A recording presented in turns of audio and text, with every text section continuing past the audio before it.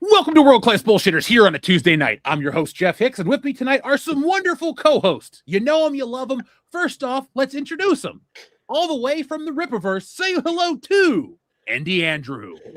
What's going on, chat? What is going on, Jeff? What is going on, gents? Even the Canadians among us, especially this particular Canadian. It's great to see you guys. Great to be back. I'm excited for a great show. We got an awesome guest for this evening. We do. Now, since you already threw shade at our friend from the Great White North, let me take the extra time to say, folks, Canada is a wonderful land that brings us so many wonderful things, but most importantly, it gives us the script doctor. Hey, happy to be here. And yes, I'm slowly doing my best to save the industry. I've been working a lot the past year, and I've got plans to see if I can actually save Stargate, because that's one big blunder over at Amazon. and they've gotten plenty to add on to the pile. And finally, folks, our guest of the evening. Well, I had an introduction, but it just poofed out of my brain because, like magic, the wizard appears. So, folks, say hello to the real fake wizard. I am a fake wizard, so it is okay. But yeah, hey guys, happy to be here. I've been a longtime fan, so this is pretty cool. Like, Thank Jeff, you. I've been watching your Ollie's videos for a long time now. Like, I've actually featured a few of them like in my videos. I don't know if you've seen them, but like, I hope Ollie's is paying you at this point. The amount of marketing that you do for that company is insane. I know people, myself included, who have gone to Ollie's because we're like, oh, there's a new drop. I wonder if there's going to be anything good. There's going to be maybe one thing worthwhile there. You know, it's interesting. I did reach out to the fine people at Ollie's, and they got back with me, and then they just stopped getting back with me. So they have contacted me back about stuff. I don't know where it goes. I'd love to do a toy commercial for them for Christmas, because it'll be like, hey, you remember the Shuricopters and all that crap from 5 years ago? Well, come to Ollie's, where it always is. Like, I think specifically they don't like my one video that features a certain Ollie's because they've gotten rid of the toy section completely. Like, they just got rid of it. There's just nothing there anymore. So that's why I've had to slow down some Ollie's videos. But I have seen the video that referenced ours. Thank you, man. I appreciate you spreading the word, because at the end of the day, we're trying to convey the same message. The powers that be make crap we don't want, and then they force merchandise on us that we don't want. And here's the physical representation of what's failed. So Yep. It's a fun topic. And now I know that you've been covering some of that stuff. You've been talking about the decline of the toy industry overall, and I've been seeing it from different angles. But what are you noticing today in terms of like collecting, like the market shrinking? What do you think's going on? Well, what's been really interesting, I mean, sure, you've got the Mattels and the Hasbros that are still making like really high-end stuff, and that's never really going away. You know, you've got your Hot Toys, that's, I would say, growing. But one thing that we're seeing like really explode is the popcorn bucket scene. And so like that's like the video that I did talking about toys is like how there is no more like third place, right? There's no more or second or third place to go and buy toys. People aren't going to Walmart or Target or Toys R Us or really Best Buy to with the specifics of buying toys. So now, and it's something that I feel like the movie theater should have figured this out decades ago. Put the toys in the theaters.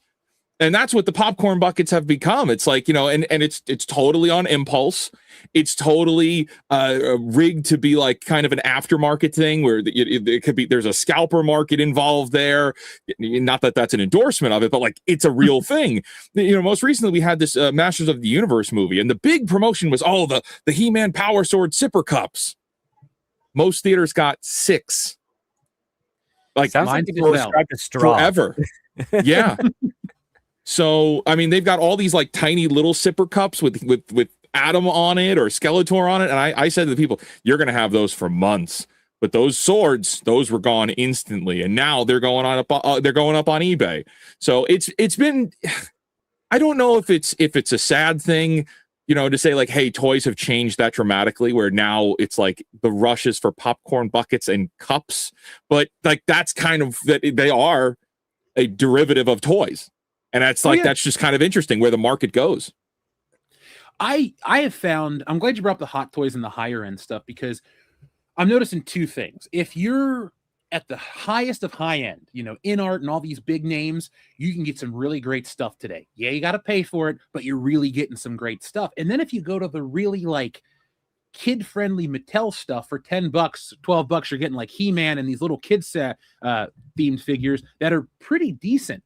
What I find is where you're struggling is like a specific demographic. It's the same people that they turned off with Star Wars, or the same people they've turned off with geek culture, that certain age window. They just stopped selling. It's for them. They try to sell it to them, but they don't really service that market properly. And I think the popcorn bucket does, because it makes it fun. There's a not gamified, but it's more like it's a rush to go out and find it. You got to go to the theater. You can't just, you know, find it at your local Walmart. And dude, have you seen the faces that people make with those damn power swords? Like, everyone looks happy drinking out of them. How can you hate that? Like, I'm loving what this movie's doing for people. Yeah, the people that are seeing Masters of the Universe are definitely having a great time, and I'm very happy about that. You know, I had problems with the film, but like I wouldn't want to take the excitement away from people that are really loving it. Like, awesome, great. You know, He-Man is back in the zeitgeist, even just a little bit. That's awesome. But yeah, it's crazy. Like, I was reading into the whole like the toy marketing craze now, and I have a lot of problems with what Hasbro has done and how they have like degraded the quality of the toys, like how they're cutting corners, and they continue to keep cutting those corners. There are no more corners to cut. That, like, what Mattel and well, Hasbro specifically, I can't really speak to Mattel, but what Hasbro is shipping is their toys are not good. Like, they're really crappy plastic. I don't like them. You seen that new Beast? Yes, I did see the new Beast. Beast didn't look bad. But it's just funny, like, their premium figure is just a smooth version of something they've already sold. Like, you talk about no more corners to cut. They have scraped the barrel so hard, they've gone through the barrel, through the floor, into the ground. Like, they have milked everything dry. I was like, hey, I like the design of Beast, and then you look, and it's like, what's Beast about this other than his head? Yeah. You know, you can't really see it on camera, but there's a whole bunch of Marvel Legends back here. And there's some Mattel stuff too. I've noticed that shrinkflation has hit my toys. Like, I picked up this rock years ago, and it's like the rock from the Attitude Era, you know, normal size. The old man rock, it's like he's got osteoporosis. He's smaller in every way. And I think that's just across the board, because every company, they obviously don't want to sacrifice their profit margins, so they keep cutting corners for us, but we don't ever know. It's like you get kind of screwed over before you can find out. And Hasbro, man, that's why I've changed my stance on them. They used to sell you toys in those paper boxes that you couldn't see. Then I started getting unpainted figures that broke out of the box. I stopped trusting Hasbro. So I've had enough bad experiences to get really turned off by them. Yeah. Yeah, I'm done with Hasbro, but studying like the marketing on toys like recently, and like there's this big push for like the kidult market, which I know you guys have touched on in the past, right? Of like the people that are considered 18 years old that grew up with toys that now are willing to spend more money for high-end toys. Like, they're willing to go all out. They're willing to spend hundreds of dollars on the hot toys. They want the statues. They want all of this cool stuff. And you know what? Heck yeah, man. Bring it on. Like, that's if you'll put the money into it if you're gonna get good product out of it. I miss the era of being able to go to stores and look around and find good stuff. Not, you know, unfortunately, that's also relative to the movies that are releasing. So if you have bad movies in theaters, then the bad toys are going to match with it. So like they kind of go hand in hand. You know, I was going through some old footage I found from Toys R Us right as it was about to close, and it sparked a certain feeling that I had even as an adult, almost at 30, but it's clearly gone these days, because it was just fun to browse and kind of get lost and see like a whole store dedicated to that. I think when that store died, it kind of just pushed us towards this all digital future that some people want, including Mattel and Hasbro. And it just sucks because, you know, I like my phone, I like my tablet, it's used for work, but there's something cool about using your imagination to take, like, what happens if Han Solo and He-Man run into each other at the cantina? Well, then you got to write the story in your head. ChatGPT is not going to do it for you. I think it all boils down to like a problem, not even a problem, just a change in society where that fun imagination is just kind of dead. It's just, you look at your watch every summer, you get a rehashed old franchise on the dot. and then it kind of dies, and you wait for the next old thing to come back out. Like, I'm waiting to go get excited for something new, but that's just me. Oh man, I feel the same way. I wish we were getting some like I wish it was a reinvigorated emotions in these franchises, but they're all just paint by number at this point. They're trying to play it as safe as possible. Like, hey, who's excited for the next Toy Story in 2 weeks? Are we excited for Toy Story again? No, wow. I still haven't seen the third one.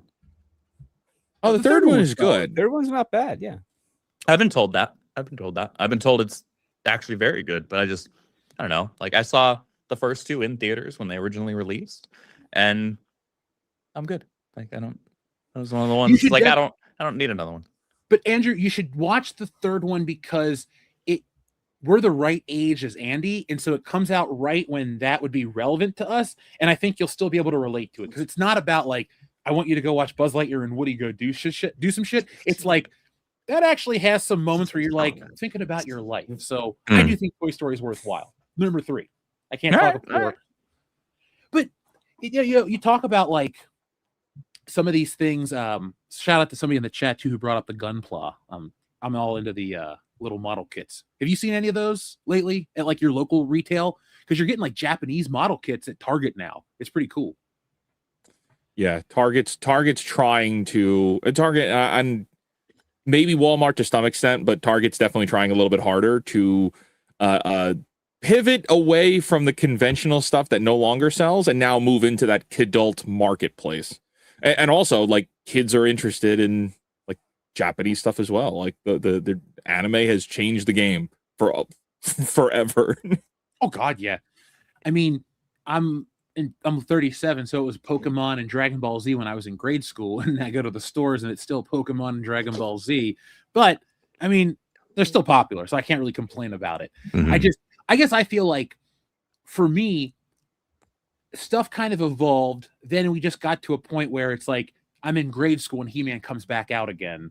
And I think folks that listen to the show understand where I'm coming from, because I think back and I look forward, and it's always like, oh man, Mario, this, that.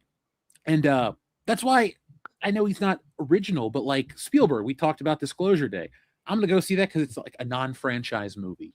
It's nice to just have something to, like, I don't know, reset the palette from all my geekdom. Because after a while, I kind of get nerded out on all this stuff because it all kind of blends together. Yeah. Yeah. It's exciting that there could be something new. I just hope it's good. I just hope it's not annoying to sit in the theater and watch it. That's how I felt about we Mario. do have the benefit of the fact that despite politics, no one is actually trying to make a bad movie for people. Like, they may be off the mark when it comes to their perspective and their narrative, but they're doing this with the intentions that they think this is good. Like, only if you're dealing with asylum movies or movies financed by the mob do they not care. They're just collecting a paycheck. They don't care if it's good. They almost go out of their way to make it bad for their own sick, twisted jokes. I know I've crossed paths with them, but I mean, you know what the sad part is? No, you haven't seen He-Man, have you? I have, yes. Oh, you have. I didn't think the movie had any of that kind of stuff. What I thought the movie showed is that no matter how good or bad no matter how good you can look at it, the audience there's an expiration date on the nostalgia, and I don't think that movie was ever going to succeed. And I hope that Hollywood understands that you got to act on these things, and the rights holders don't let stuff go dormant, or at least make it seem like it goes dormant. Because they've been working on forever. This movie. Mattel has been trying to get made for 26 years.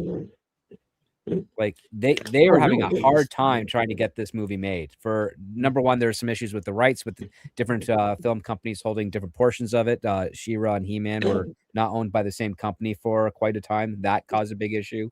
The other part is that nostalgia actually has a window within it where it will not resonate, and that window is usually between 45 and 65 years.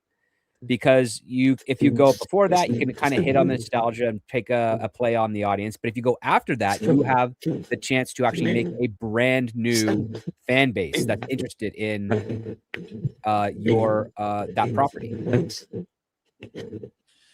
Well, I think He-Man goes to show you that, and Excuse me. Let me get this water. Sorry.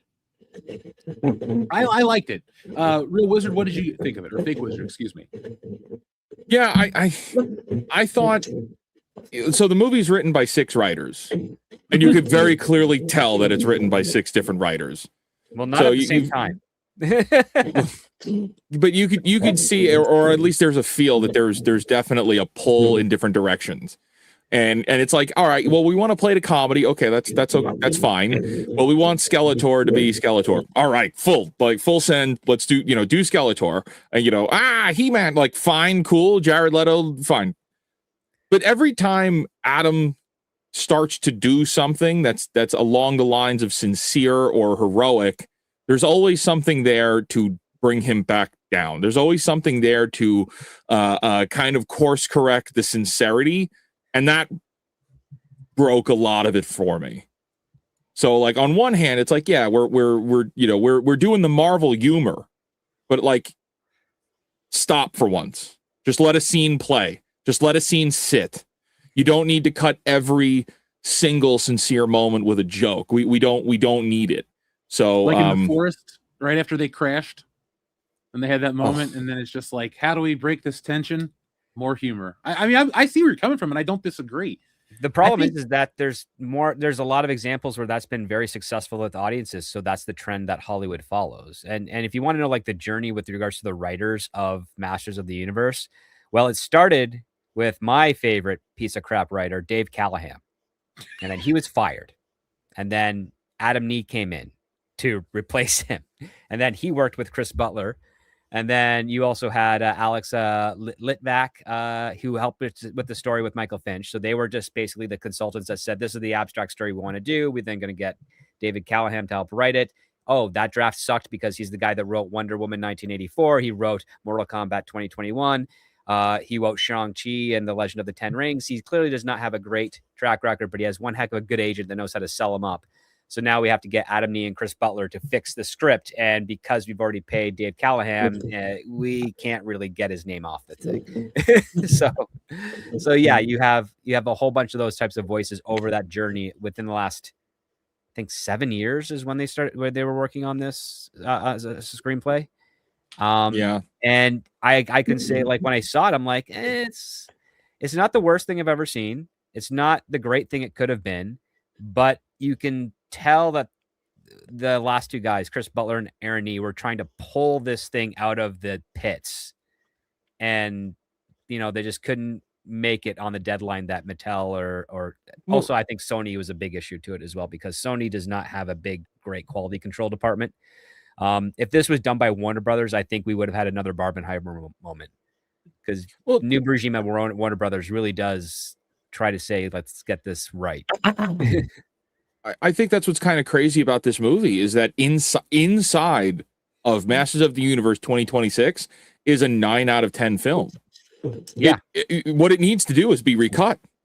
If you cut certain scenes out of this and maybe shave off 10 minutes, 15 minutes tops, you've got a 9 out of 10. Just the way that they shipped it now, I'm like, it's too jokey in moments that need to be sincere. Let it play. Let it sit. Let people feel what's happening here. It's okay for people to feel emotions other than funny ha-has. And that's not even to say take all of them out. Just take out a few or retool a few. Like, you could position this in a couple of different ways, and it would have been, like, really good. It's just constant. I think it's the metaphorical kicking. It's metaphorically kicking Adam in the balls every time he starts to fly. It's like, nope, get back down here. And that just didn't sit right for me. I think the ending of the movie also, because people are like, oh, you're reading too much into it. I'm like, the end of the movie was terrible. Like, the way that it ended was awful.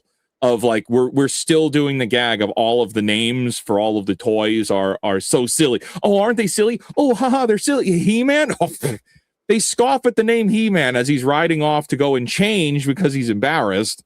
And then he's going to fly off and help people. I'm like, this is how we're ending this? We could have been so much more. So the reason I seem so positive towards this is, like, I don't really like He-Man that much because it's before my time. It was a childhood from the generation before me. So I just grew up seeing the toys and not really getting it. And then I discovered the cartoon, and I don't have a lot of positive memories of it because again, it wasn't my time, but I don't know what they did to make it work for me. But the stuff you're talking about, I do know that like in the cartoon, he would run off to change, and I think it was meant to make fun of that. But I loved the ending where they're just standing around laughing. I think because it was such a meta movie and knew that He-Man's kind of weird, like, and it doesn't really work unless you're aware of the joke. I think that's what makes it work. Because if you took it too sternly, it would like be inauthentic. And it would come off as the G.I. Joe movie. Yeah. Or Transformers. Like, I don't like those movies, but I liked He-Man. Well, it didn't. Well, see, I think that's the difference there. It didn't need to be serious. It just needed to not be, maybe the word is condescending, I would use. And maybe that's a little too extreme. I think but there's different ways that you could play that off. I would say that it's trying to be earnest and at the same time winking at the audience. And I don't think that works out too well for it. Because you have to be committed to one angle or the other. Because I understand the premise is the fact that, when Adam was a kid, he didn't know all the names of the people that he admired, but he gave them the nicknames, and that's how he was able to retain them. And those nicknames happen to be the franchise utilized names of these characters from the toy line. I think that in itself was a mistake because it's leaning in the wrong direction of the fact that Eternia is a silly name anyways. And the people who live there should have silly names, and it should be treated earnestly, as opposed to, they're silly names because a 10-year-old Adam came up with them, because that just doesn't resonate well. And then on top of that, they don't even try to entertain the idea that no, Fisto, he has an actual name that's not Fisto, but we don't ever acknowledge it. So now you're doing another wink to the camera of now he's going to always go by Fisto. and it just doesn't, it feels weird. It's like, okay, so because he's the prince and because he's back, my original name has to be replaced with Fisto because the prince said so. Like, what type of society are we living in here? It's just a very peculiar take on it, where it would have just been more interesting to say, like, yeah, this guy is Fisto. That's his name. This guy is Ram Man. This guy is Mechanic. And you could have, the idea would be that you should have the people of Earth, when they hear Adam talk, think, oh, this is silly and dumb. But when you go to Eternia, you realize, no, this is actually authentic and earnest and fun. And it fits into that style. But because they bled it over the way that they did, it just doesn't feel correct, I would say. And I don't think it's intended to be patronizing to the audience.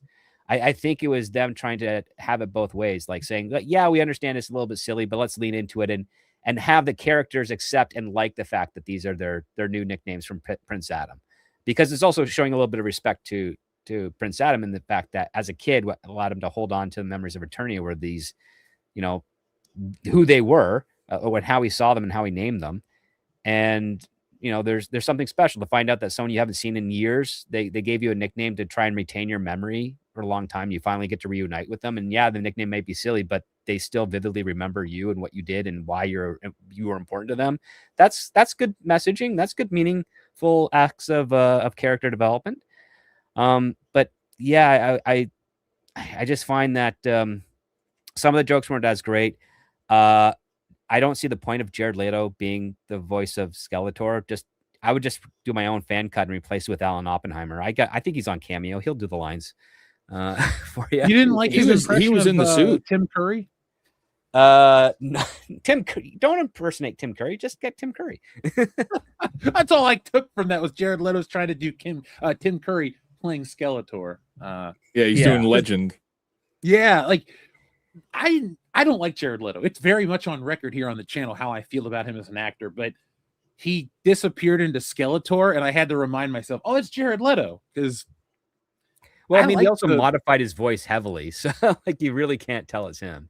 Oh no, I think it works. If you wouldn't have just not marketed him in this movie, I think you would have probably made an extra $5 million, because he's deterrent to some people. He is. I was actually quite shocked because the introduction of Evelyn with Alison Brie felt like it came out of Spaceballs. And she was like Colonel Sanders and stuff. And she was doing the Annie from the Community thing at first. And then it wasn't until like midway through, like her third or fourth scene, she's like, oh, I'm kind of like Evelyn now. And it's like, well, your opening really took the wind out of the sails for me here, because you're literally feeling nervous, embarrassed, I'm sorry, my lord, whatever. We'll remember it for next time. It's like, yeah, this is not the timing for that. Right after you just, captured King Randor, who I had issues with King Randor's introduction as well. But yeah, it just that part felt like, for whatever reason, it stuck out as the wrong tone for that scene. I mean, I'm fine with the parody of Austin Powers where Skeletor finishes his laugh and then he's upset at everybody. Yeah, that's okay, but you just cut. You don't have to have Evelyn say, "Well, remember next time too," because what are they supposed to do? He's laughing, and they're just standing there. Like, he didn't say go away or lead me out to my throne at Castle Grayskull. Now he's just standing there. It's like, but I think that's the whole that for me. That's why this all works, because it's so absurd. Because He-Man's absurd. Like, I get the feeling, because when I made that He-Man nostalgia expiration video that I dropped yesterday, like, to get into the mindset of this and to be able to talk about it, I had to just go, okay, so He-Man is to 80s kids what Power Rangers is to me. And then I got it, where I was like, oh, okay. So the stuff that I just think is lame was just like important for this generation. So I tried to put myself into that mindset. But then as an adult, I looked at it, and even with the stuff I liked as a kid, it's all really absurd. It only works with like kid logic. So I like that they just go, this is weird. Like, they all stand around and laugh with their hands on their hips at the end. Like, that part I liked, because that's from the show. But I just thought that was kind of in like most of the film. Maybe I was just reading into it too much, but I'm sitting there watching it going, oh, they're taking the piss. This is great. They even played Four Non-Blondes as they're running on the highway. Like, I think the movie, the filmmakers know where He-Man lives nowadays. And that's why I call the film failing kind of a disappointment, and not a tragedy, but I want to use something less hyperbolic, because it just kind of went for it all. And for me, it works. And I don't know if I even want to see more He-Man, but it just works. Like, I will watch this movie again. Well, there's a good chance you will see more of it, because even though it is collapsing and it's not doing well at the box office, just wait. Amazon put out that statement yesterday, which is kind of scaring the crap out of me when it comes to box office accountability, right? So Amazon saying that, oh yeah, absolutely. So Amazon put out a statement yesterday saying that that they're happy with the Masters of the Universe box office returns, because this is part of their holistic approach to movie releases. Now, what that would mean is that Amazon doesn't care about box office returns, and that means they are treating movie releases as a marketing opportunity to advertise the movie before it hits streaming. Welcome to 2003 in DVD sales, sir. That's exactly what it was. Your theatrical release was not about the box office. It was about selling your DVDs.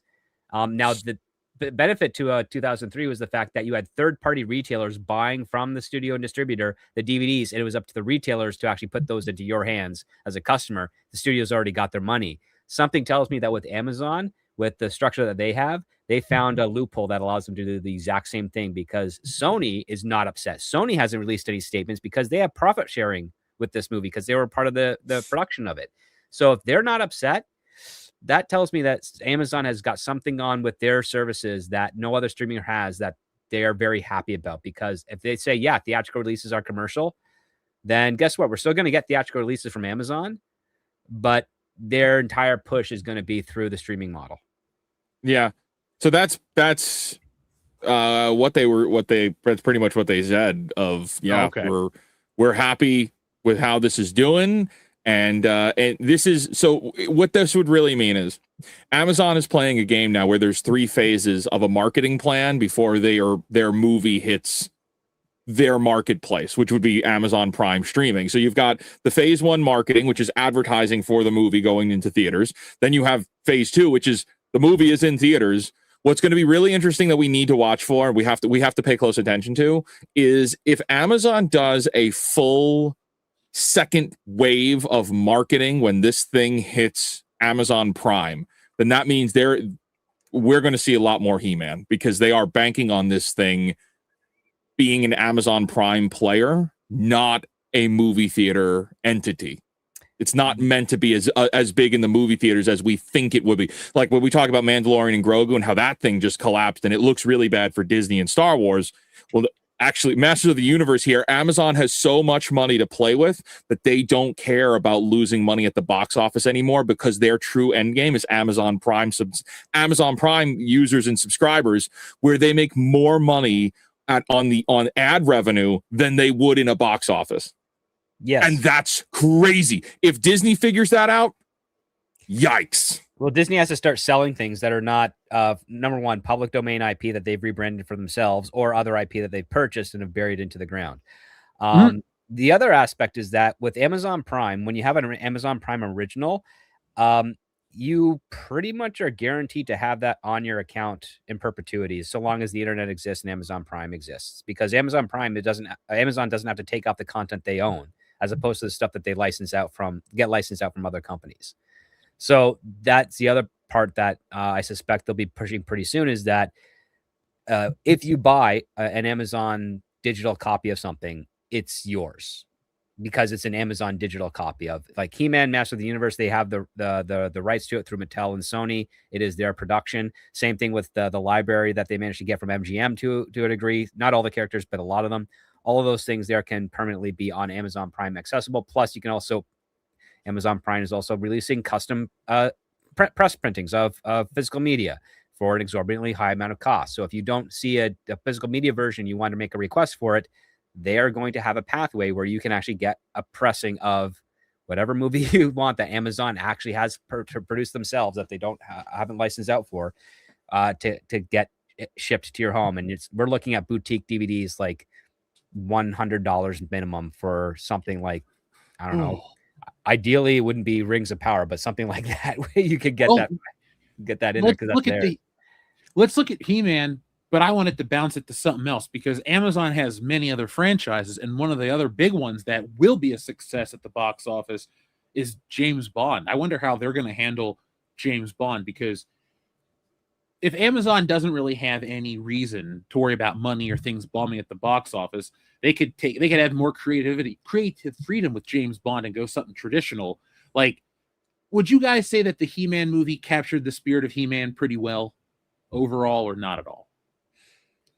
Got close. I'd say like close. I'd say 60-40, yeah, in favor of. I would agree with that. So if the James Bond franchise is closer to the classic Sean Connery stuff versus the Daniel Craig, and it's closer in spirit, but normally a studio would be worried about backlash and how it could hurt the box office, you think Amazon, who's run by Dr. Evil, is actually just going to push back? Are we going to get some of the movies and the change we want in entertainment because they don't really give a shit, and they're just going to look at marketing data and think, well, this kind of buyer watches this type of thing, so we'll make it appeal to that marketing and make it appeal to that buyer? You think that's going to also change how we consume it, or how entertainment is sold to us directly through Amazon? It depends on how much information Amazon can collect on their users in order to make that determination. That's the creepy part. But here's the thing. They can tell everything. Look at just me. I've had my Amazon account since high school. I use it for personal stuff, for business stuff. They can track everything I watch, everything I've ever bought and do on the platform. I'm sure they can figure out what would sell to me, like in a movie.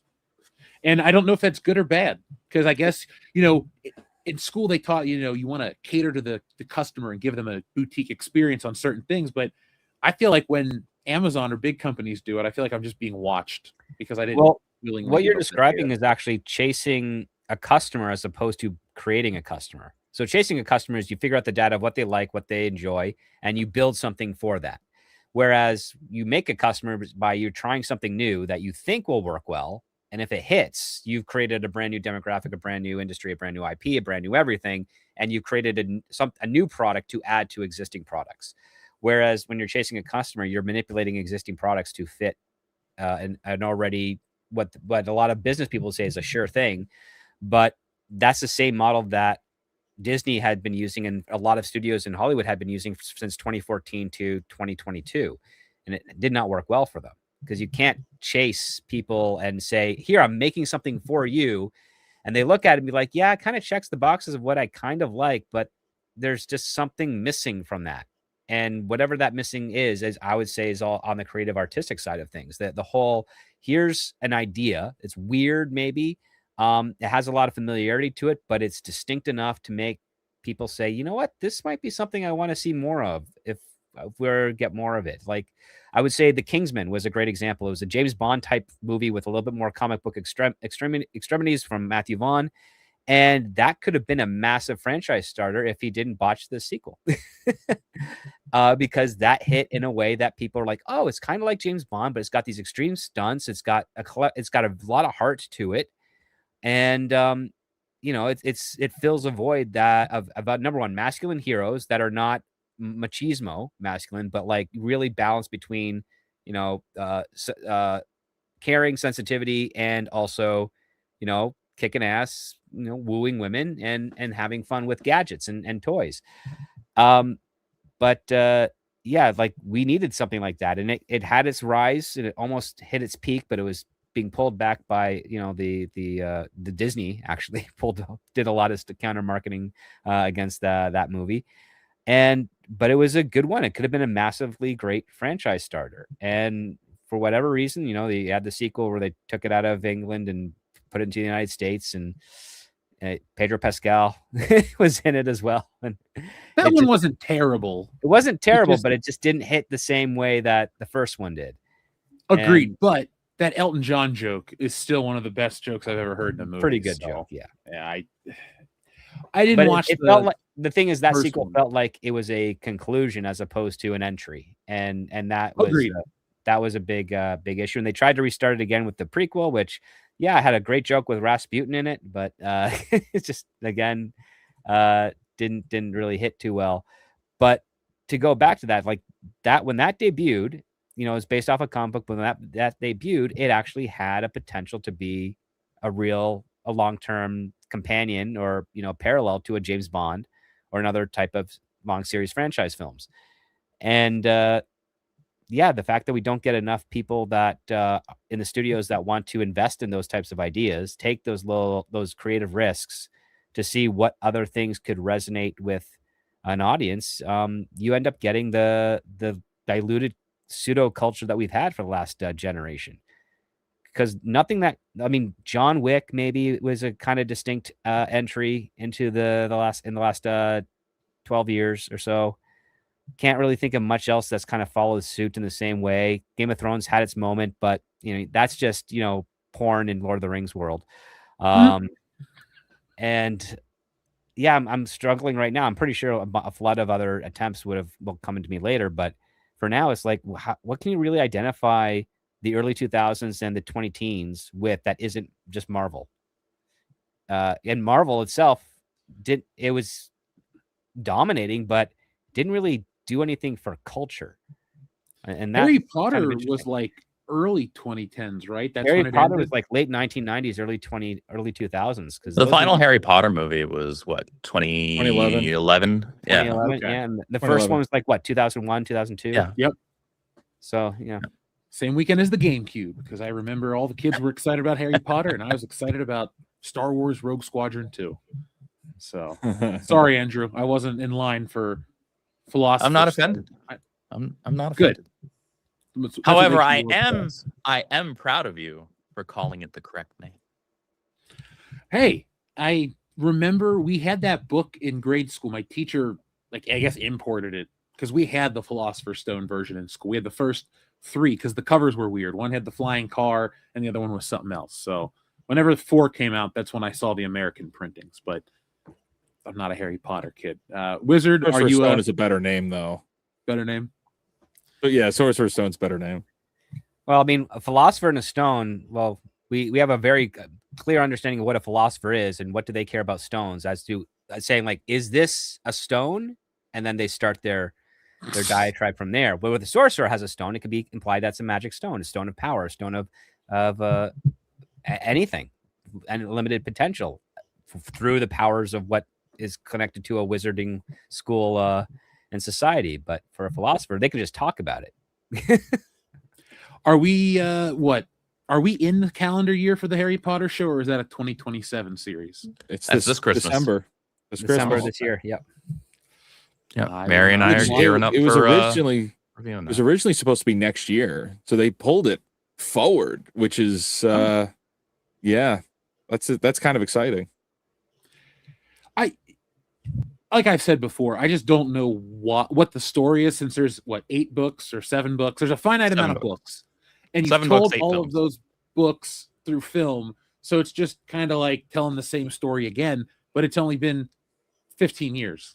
Like, I just don't know why, outside of money. I get that it's money, but I'm just thinking to myself, like, how does a studio justify that? Or is it because it's in the same window that they're like, yeah, more is good, even if it's the same? It's synergy. It's vertical integration and synergy. Watch the movies. Oh, you want some extra details that are not in that you'd liked in the books that are on film? Here, go watch the TV show. And you want the real full experience? Listen to the full cast audio editions, which just all released. And you want to go there yourself? Go to Universal Studios. And you want to see what a prequel could have been? Play Hogwarts Legacy. They're all connected, which is, I think, if the last we kind of heard is that Hogwarts Legacy was designed to be more aligned with like this upcoming show visually, so that they're kind of like closer for the visual eye, which that's got to be ridiculously expensive to try to do if they pulled it off. But there was rumors that they were trying to do that with the design of the show and mirror it into the game. I'm like, I remember hearing that. And if that ends up truly being the case, that is going to be pretty wild, because visually, Portkey Games and Avalanche, that was their first like AAA game. They'd just done mobile games leading up to that. So it was pretty impressive what they were able to accomplish. It had some issues for optimization and glitches and things like that, but they got it handled pretty quickly. That being said, visually, they nailed that world as far as I'm concerned. So if they actually did that because they wanted to carry that forward into the TV show reboot, then that'll be incredibly impressive. And I know I've also heard that the sequel for Hogwarts Legacy is supposed to more directly tie into the Harry Potter like book era. So I'm really curious to see, and almost vice versa. Like I'm not sure how they're going to handle that. I'm curious. And I hope they don't F it up. It's well, you hear I don't remember what the location is, but it's supposed to be where the last Triwizard tournament was. Oh yeah, which would have been so if that ends up being the case, then that would have to. Rumors are that would have been one where Albus Dumbledore competed in, and that was the last one that they had because that one had resulted in somebody dying. And they were like, yeah, we're not doing this again for a while. So I'm really curious. I'm really curious to see what they do. Yeah, it's going to be interesting to see how that goes down.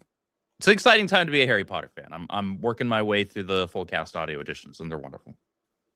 I'm glad that a franchise is keeping you happy like that. Maybe I need to just find a franchise that keeps me happy like that. Maybe Spider-Man? No, it's not going to be Spider-Man. I just read the old shit. I'm happy. Let's check in with the audience, because we have a wonderful group of people out there watching. Folks, hit the thumbs up button for us, not for YouTube, for us, because it helps us grow. We appreciate all our new subscribers, and folks, be on the lookout for some new videos. Also, too, we have a word of the day. The word of the day is soup. Soup Horizon. Soupin. Chicken soup for the wizard's soul. And soup lived. This comes from Shrevels08. So, what we do here, Fake Wizard, is we replace a word from a movie title, a TV show, or a song with the word soup. So, soup this way if you're feeling Aerosmith. Bill and Ted's Bogus Soup. All right. Star Wars: The Soup Strikes Back. There you go. No soup for old men. I like that. That's a good one. That's good. That's almost a twofer in there. Big Trouble in Little Soup. We're gonna go John Carpenter. John Carpenter's Soup. Probably bland. All right. But soup not included. Soup Like Us. Do they just go into the tent and go soup, soup, soup, soup, soup, soup? I'll watch that movie. Nightmare on Soup Street. There you go. I like that one. Teenage Mutant Ninja Soup. There you go. Somebody left the soup in the fridge too long is what happened with that one. Yeah. The hunt for red soup. Borscht. And then I'll do one more. Travelhood of the Sisterhood of the Traveling Soup. There we go. Oh, Nick Fury, Agent of Soup. Dude, where's my soup? That's a good one too.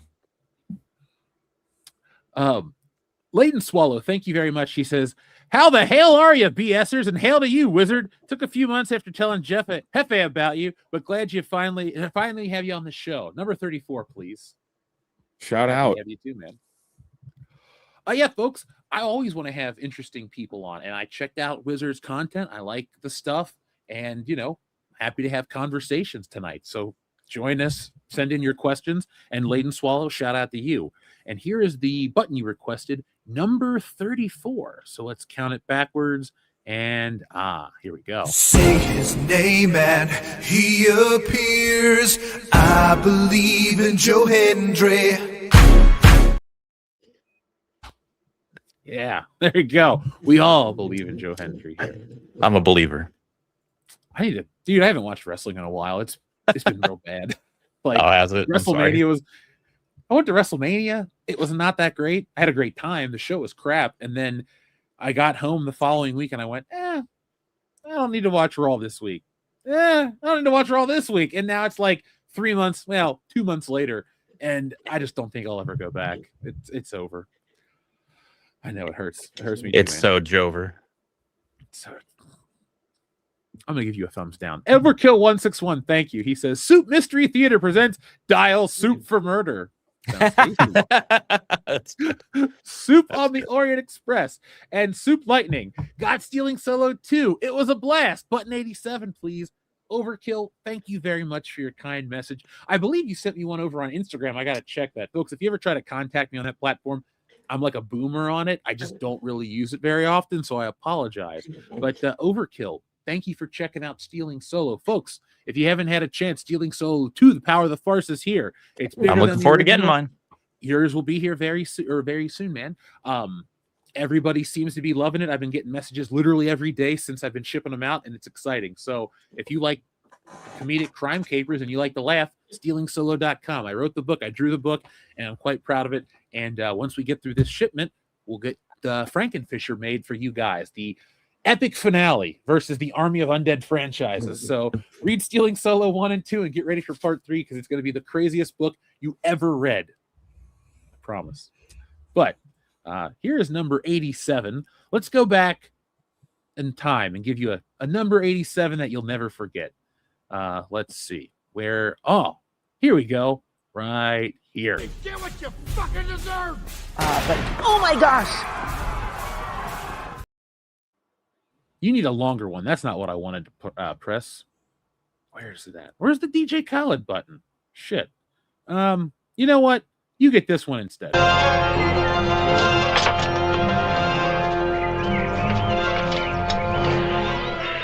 Garbage day! Huh? No!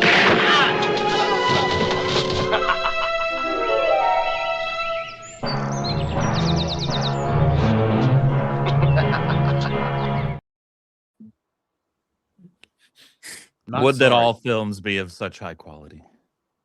It'd be world class. Wizard, have you seen Silent Night, Deadly Night 2? Oh, I've seen that clip before, but I haven't seen the movie.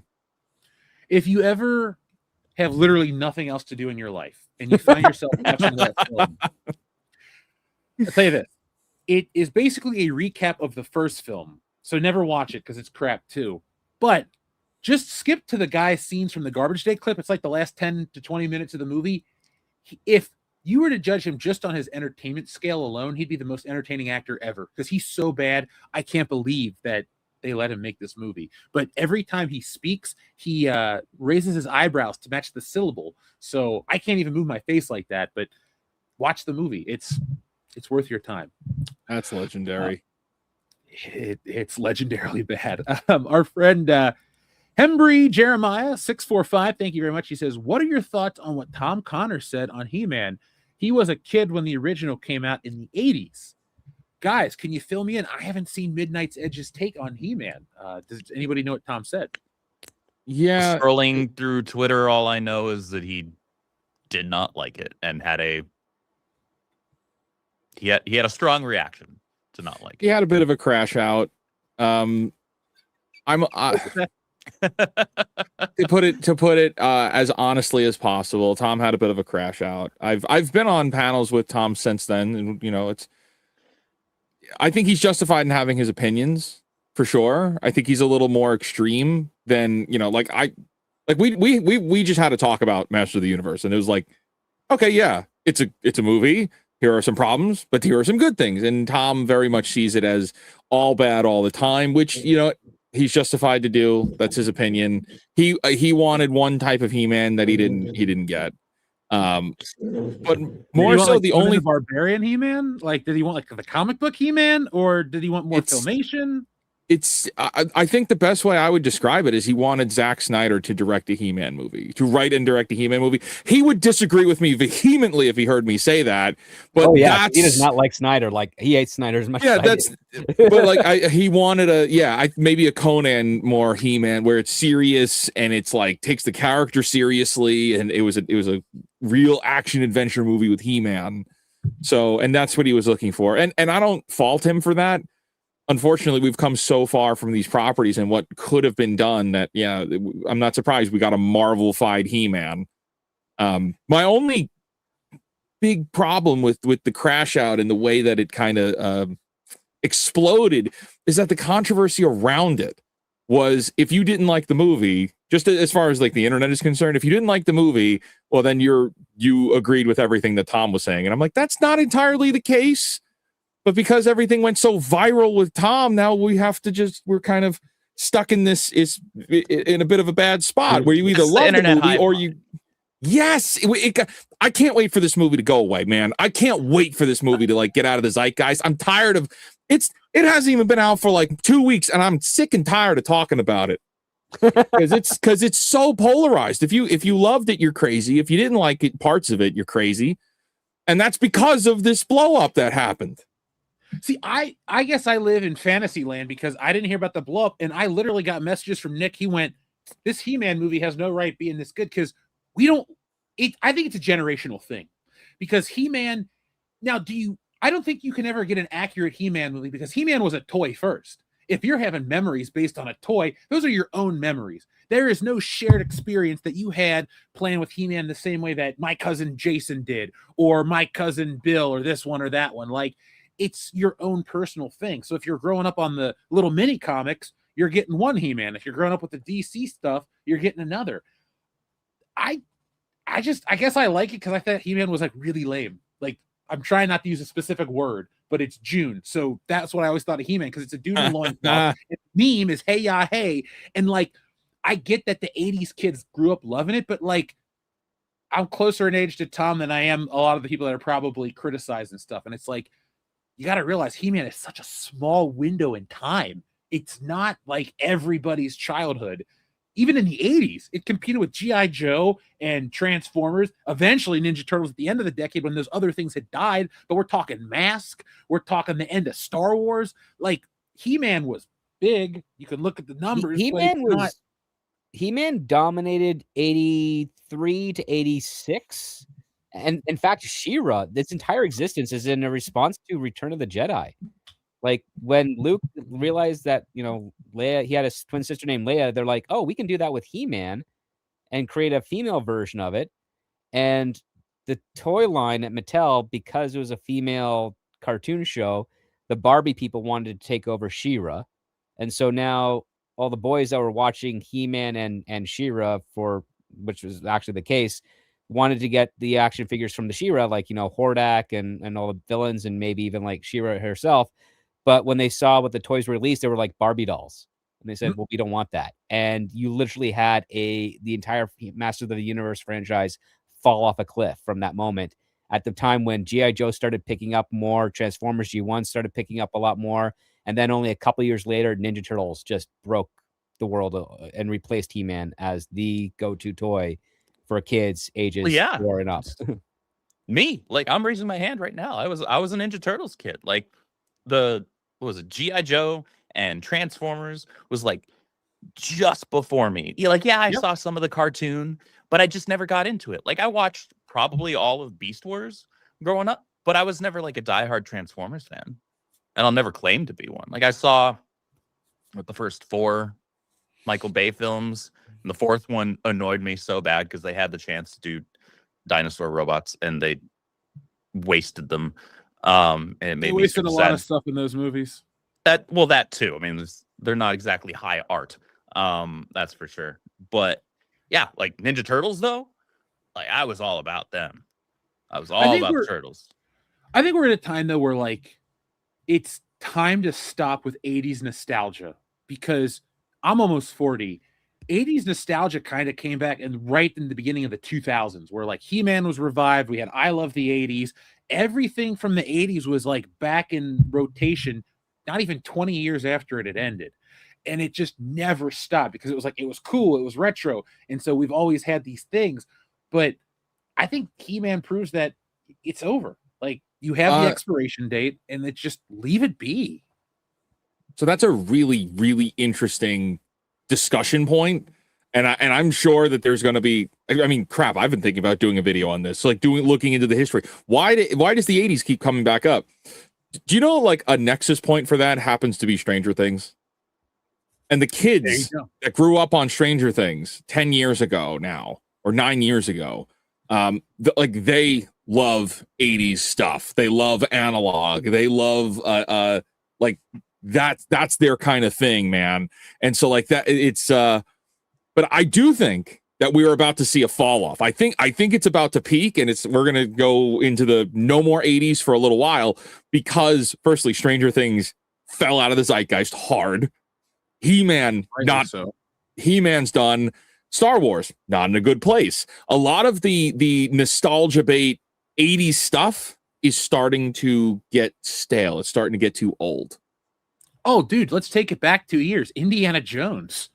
That they tried to revive that 20 years after it was relevant, and then 30 whatever years. Like, that was embarrassing. And then they're trying to do another Ghostbusters cartoon. Like, let Ghostbusters lie. I love this stuff. This isn't me, trying to pick on the Gen X crowd. It's, guys, it was great. I grew up with the remnants of all that stuff. But everybody that's old is associated with is old. Like, Script Doctor, do you look at Bill Murray in the Ghostbusters uniform and go, oh, man, that's still funny all these years later? I look at it and go, all right, like, I guess they're cutting Bill a good check because he doesn't look like he gives a shit. Well, after Afterlife, yeah, that felt very much the case in there. Frozen Empire was a little bit of a miss, but one of the reasons why we have these cycles where we head back to the past for nostalgia is really the hopes of trying to reinvigorate something successful from a generation past. And there is an artistic aspect to it. So, for instance, in the late 90s, That 70s Show was one of the biggest sitcoms around, because That 70s Show allowed parents to allowed children of kids who are teenagers in the 70s to better connect with what life was like at that time. It was a good family show that had a little bit of some contemporary humor, but also 70s humor that was framed in a more contemporary way, and it bridged a divide. But what's happened in the early 2000s is the fact that studios were did no longer have heads that were interested in creating new properties. They were from the school of business, which is you find what works, you repeat it, and you keep going over again and again. And when you take a look at the history of film, the 80s was a watershed moment, because it was right after the breakthrough of special effects created by ILM. They were being able to experiment more. They were unapologetic in the risks that they took at the time. If you look at the 80s, there's maybe 2 years that are actually peak for quality of cinema and ingenuity, and that's 82 and 84. The rest of the decade is just as hit and miss as any other decade in film history. It really is. You take a look at the entire archive of traditional Hollywood films plus independent films of the 1980s, and you see what the quality was like and the audience reception, and it's almost on the same metric as what we have today. The only difference is that with how accessible technology is today, we have way more of it than we did in the 80s, which makes it seem like there's more terrible stuff than there is good stuff, but the ratio has not changed. And you definitely had like schlocky trauma crap, and you Yeah. definitely had, I mean, how many forgettable rom-coms of the 80s exist, or even shit with like actors like Billy Crystal's in random movies I forget exist. Mickey Rourke was able to make a living in the 80s, a very good living in the 80s. He had a different face. Like, that's how many bad movies there were at the time. But the other part is that when you go from a group of studio heads that are willing to take risks to try and find the next new thing, to a set of business graduates that are not looking for the next new thing, they're looking for a way to copy the successful thing. And when you copy the successful thing, you don't have the next new thing. And now we find ourselves in a place where, the money that would normally be used to invest in the next new thing is not going there. And so people are working on the independent circuit, trying to gain interest onto the art that they're making. And it's a really hard thing to do in an internet age where literally anyone with a cell phone can access the internet, put themselves out there, and you're competing with, instead of you competing with, say, 1 million people in the world, you're competing with 5 billion, and 3 billion of which just don't have technology accessible to them to go into that market.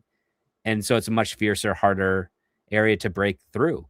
And that's why when it comes to like YouTube fame, there's like 10 or 15 that are actually like household names, but there's millions of them that have maybe a handful of million subscribers, but make a huge wave within their own tight communities. But you have like Mr. Beast, and you had PewDiePie that were like the most recognizable people on the planet, at some point. And they have empires of their own that they're administering, and are able to rival like influence that studios just haven't been able to crack since, because they stuck with an old model, and then they brought in a bunch of people that don't know anything about making movies or telling stories to try and keep it sustainable, as opposed to taking risks. And now we don't even have a canvas of great acting talent, because you can make more money on OnlyFans either being a model or being a pornographer or being a stand-up than you could getting a sitcom or working in the film industry. And that's the times we are, and that's how our entire media consumption is going to be changing, and that's the direction it's most likely going to head for the next decade at least. Last year we thought it was going to be generative AI from Disney was going to be the direction. Thankfully, that one fell off a cliff rather quickly, because I didn't know what that was going to be. It was just going to be slop. But if Disney decides to do it, it's going to fail. I'll put it that way.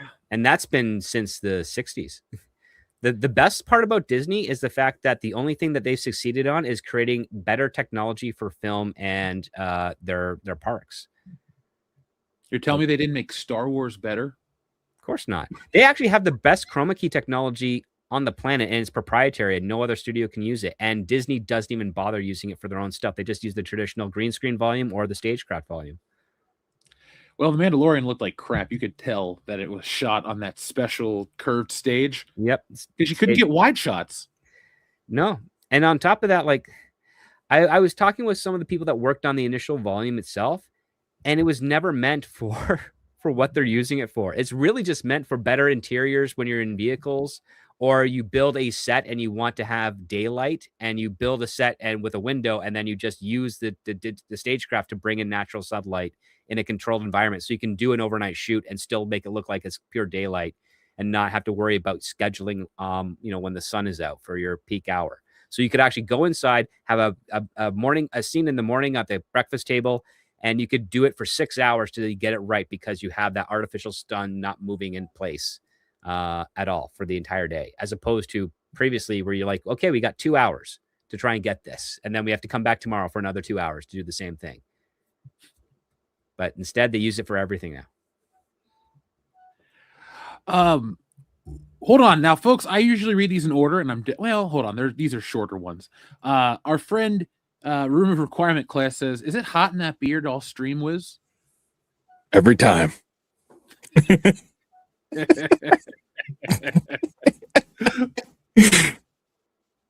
Shribbles08 says, new Buffalo Jeff button, please. Of course. Where is it at? Oh, yeah. Why am I asking you guys? Like, you can see it. It's all me. I need to put these in alphabetical order. But here you go. You requested the new Buffalo Jeff button, and it is right here. Who's that Pokemon? It's Me, your old pal Buffalo Jeff.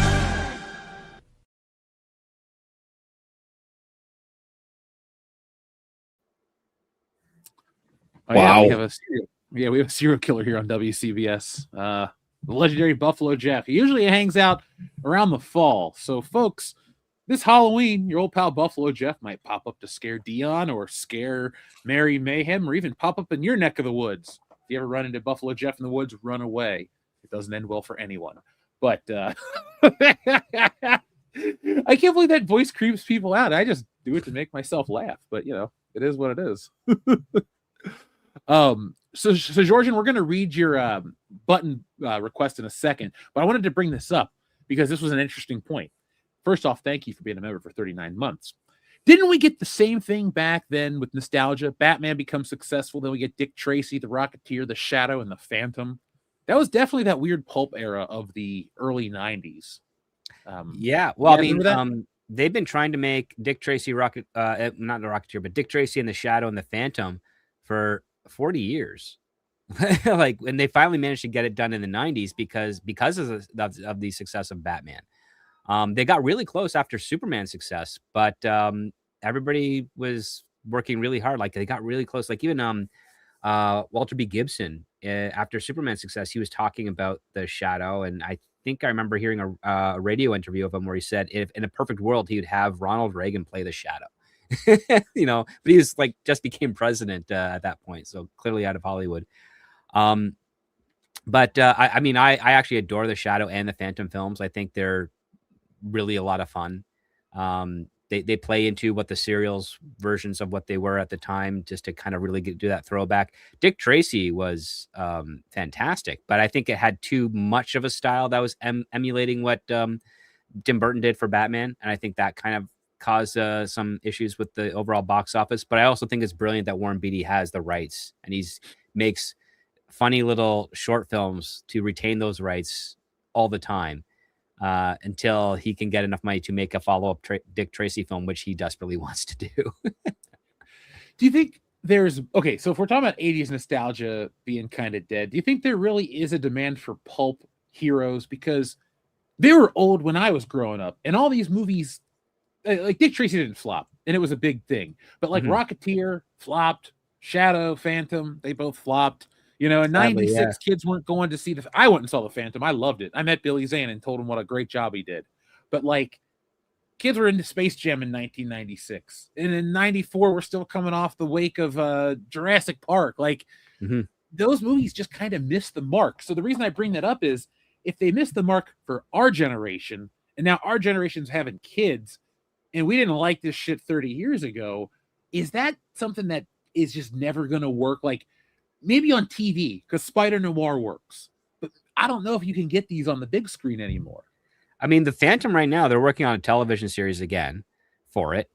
I hope it's a throwback to the early days of the Phantom, like, late 1800s, early 1900s, because that's the more interesting time for the Phantom stories.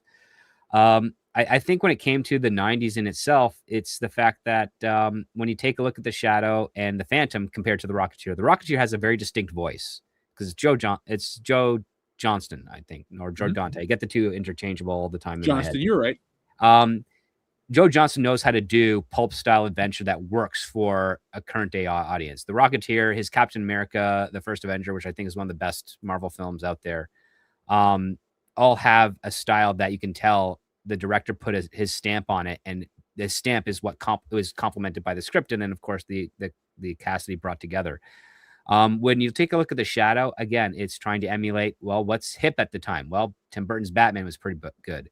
When you take a look at the Phantom, that one's in this in-between area where it's like it doesn't know exactly what it wants to be. It uses that big twang sound whenever like something crazy is about to happen. I think like that was also the same type of sound that was used in Babylon 5 and a number of other like cheesy science fiction shows at the time. It was kind of like the Wilhelm scream of that era. Like you'd always get in something that just did not the best of qualities.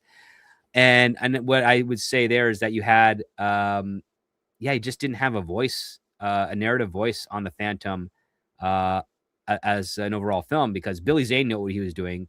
Kirsten Swanson knew what she was doing. Heck, even oh gosh, the guy who played Xander Drax, whose name is escaping me. Treat Williams, thank you.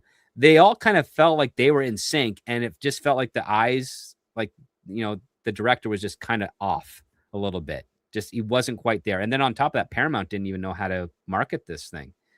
I mean, their trailer, which you can see, the trailer that they used in the theaters, the trailer they put on TV, they actually literally have these flashes that just go into the negative version of the shot for no apparent reason. And then they're like, it's the Phantom. It's like, you literally did not tell me anything about this character, the story, what's going on. It's just, here he is jumping on a taxi cab, and it looks like a very mundane shot, but then we turn into negative. So now it looks like the TV's all wonky, as if you're trying to watch a dirty movie. And I wonder if, what is this? I wonder if it was because, the Phantom 2040 was out and it was kind of relevant. Yeah. So the Phantom was back. I wonder if they just kind of hey, that cartoon's on TV. People see purple. Look, executives are stupid at times. So They can be, yeah. They definitely can be. It's interesting because as someone who appreciates foundational characters like your Phantoms, like your Shadows, I never got into them. That was way before my time. And unlike characters like Flash and Superman and Batman and Spider-Man and all of these, even though they began decades before we were born, they were still contemporary when we were kids, right? In that reading level, they weren't really still pumping out Phantom and the Shadow at that point, right? So there was no. It's very similar to the issue that we were talking about earlier, either that you talked about on your video that you put out today regarding He-Man and nostalgia, and when something leaves the cultural zeitgeist for so long, it's not in people's heads anymore. At a certain point, you've kind of missed your window of roping people back in or keeping people's interest. I will say that, given, at least from a genre standpoint, given how it seems Spider-Man Noir has been received pretty positively thus far, and I've only seen the first 5 episodes, I think. I haven't seen the whole thing yet. It's that show rocks. It's I was genuinely shocked. Mary was asking me if I wanted to watch it with her. She was gonna be watching it with her bestie. I'm like, yeah, all right, I guess. I kind of didn't want to, honestly. I was like, I've never cared about Spider-Man Noir, just like I don't care about anybody else that's not 616 Pete for the most part. Ben Reilly, get him out of here. Kane, get him out of here. Spider-Gwen, get him out of here. 2099, get him out of here. Miles, get him out of here. Every day. I do not discriminate. Every single one of them, okay? I do. Let's hear Wizard's retort to that, though. Let's hear it. You heard him. It's like on the Simpsons. I choose you. Crack. Let's hear it.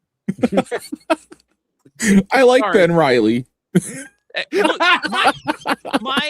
my co-host on my comic book podcast channel here on YouTube is a massive Ben Reilly fan. I give him grief for it all the time, though I will give him that he has one of the coolest spider suits, just period. That's true. He does. His spectacular suit is dope. That's top 3 spider suits for me. But that being said, I wound up really enjoying the show. I was genuinely shocked. I was mostly just gonna sit there and it's all right, I'll tolerate this for an episode, maybe 2, and then I sat there for over half the season. But then I eventually had to hit the hay. But it's actually a good show, and it's that older noir genre where it's wow, there's actually, it seems like there's potentially interest in this genre here. Now, how much of that is strictly just it also being tied into Spider-Man? There's probably a lot of that. There's probably a lot of that, right? 80% of it. Yeah. If not more, right? But at least as a genre, that at least means you could entertain the conversation, right? If you market something well, you could do something with that. And I was just genuinely shocked that it was as good as it was. There are a couple of moments though where Nicolas Cage breaks the accent that he's trying to do, and he just sounds like Nicolas Cage in every other Nicolas Cage movie, and it kind of cracked me up. Like, it didn't take me out of the show, but I was like, he broke character. He's Dude, also Nicolas- looking a lot of his age. Like, I would call him Nicolas Age these days because he's I was gonna say, definitely yeah, getting close he's- to 70. He's but he's still looking rough, entertaining. man. Like, that's Oh, he's absolutely still entertaining. Very talented actor, but yeah, he's looking kind of rough in that show, and they did Hey, not do a Wizard. good job de-aging him in the flashbacks. no. No, Who's they that? didn't. His hairpiece is extraordinarily noticeable. Yes, it is. But the you writing know what? was It still was genuinely good. The dialogue was Yeah. crisp. It was snappy. It was like, wow, somebody understood the assignment. How about you give like Marvel Studios some notes? Well, I mean, and it's also this is from Sony. Like, Yeah. Sony made this, and they made Madam Web and Morbius and Venom 1, 2, and 3, and Well, Kraven the Hunter. none of the writers of any of those properties worked on Spider Noir, which is a good thing. And Right. also, I still contest that a number of scenes in Madam Web were written by AI. They were Madam I told you, Web- that movie's terrible, but I love it. Madam Web is the kind of movie you put on when you have friends over, and it's like, hey, what are we gonna watch? And it's like, I got it. We're putting on Madam Yep. Web. And and they're like, can we? out the keg and we're gonna watch this, right? Like, and that's how you get them to leave your house so you can actually go to bed early and start the next day fresh. That's what Carrie Fisher did with the Star Wars special. My brother had his girlfriend was over at one time, and I didn't like her. I didn't like her at all. And they were like, "Oh, let's watch something on TV." I was like, "We're gonna watch Madam Web," and she never came back after that. yes, So mission accomplished, Madam Web, man. It's It's an There inoculant you go. for people you don't want to ever return to your home. Oh yeah. And I was hammering. I was like, "This movie is excellent." He just play into. It's the best movie of that year. It's Madam Web is so good. You're gonna see it twice. This is the reason why people know who Sydney Sweeney is. Yeah. Not Well, it Euphoria, helps. not all the other ones. This I think is I it. need to watch that again soon. Maybe Oh, force it yes. to be on when I visit him. Yeah. Well, I mean, to your point, Jeff. Yeah, like as I said earlier, like He-Man. This movie came either 12 years too late or 15 years too early. Because we're in that weird pocket here, and you know what's funny is that before other studios have been experimenting with trying to revive older franchises. So Disney did a big one with John Carter of Mars, but they didn't lean into what John Carter of Mars was. They just called it John Carter. So you're like, well, what does this mean? So Edgar Rice Burroughs was rolling in his grave there. You have you have studios trying to make Buck Rogers come back and Flash Gordon, because people own the rights to them. They want to make money off those films.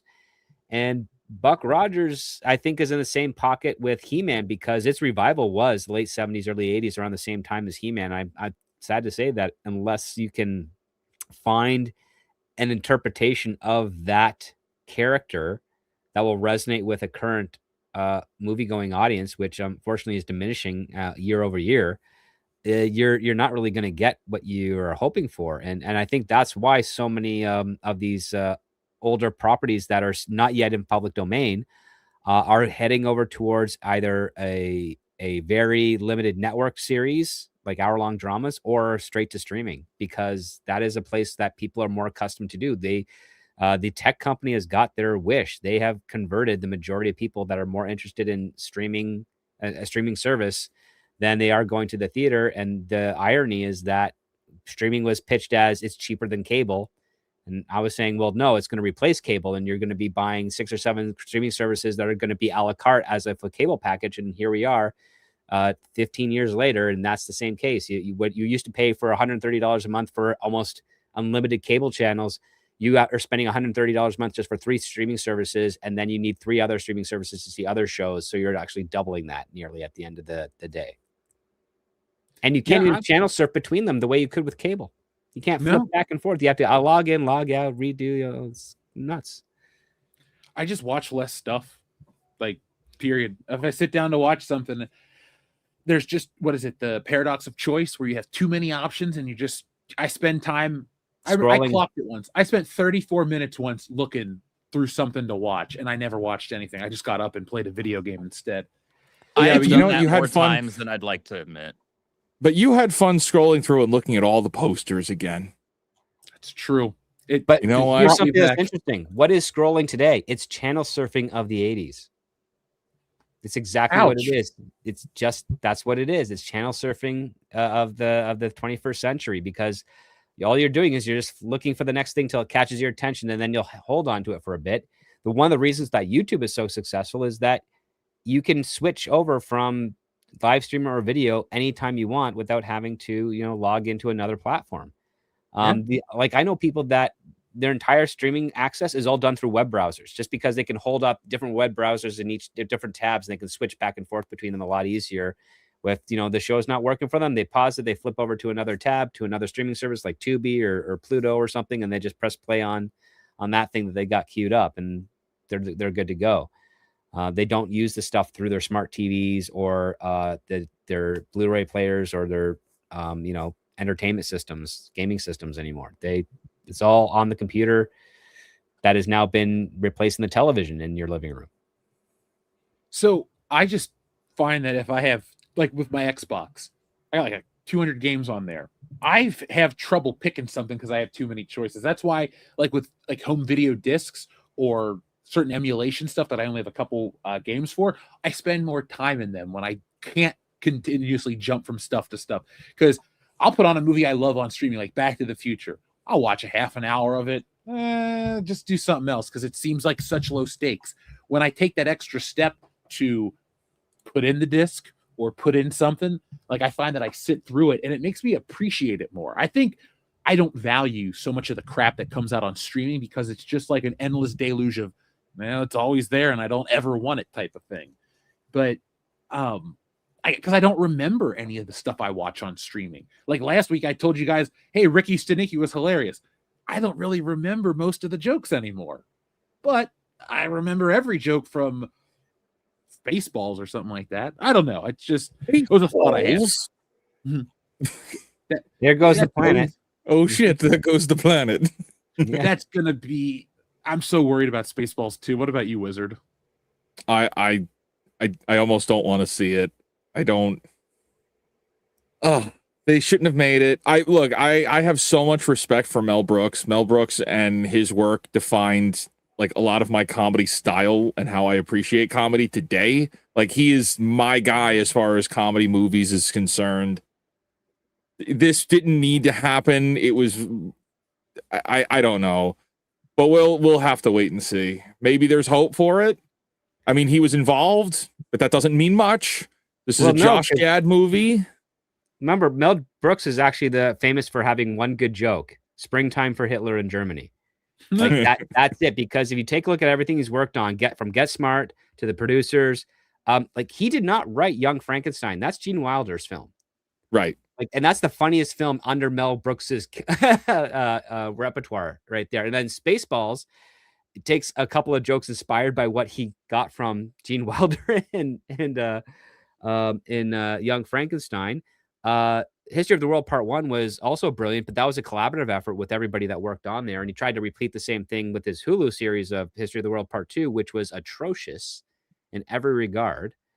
And now he has many of those same people working on Spaceballs, the new one. This needs to be good. Is it going to suffer the He-Man thing, though? Because the other part, yeah, go ahead. Sorry. I was going to say, is it going to suffer like He-Man? It's going to be 40 years. That's the window. Yeah, Spaceballs has been around like through that cartoon on G4, but again, it's for that 80s crowd that's older. They're going to be in the grandparent age now. It's no longer, like my cousins that grew up showing me Spaceballs are grandparents. So is that demographic really marketable anymore? Or are we just, oh my God, lining up another failure? Whew. I just aged 1,000 years with you saying that.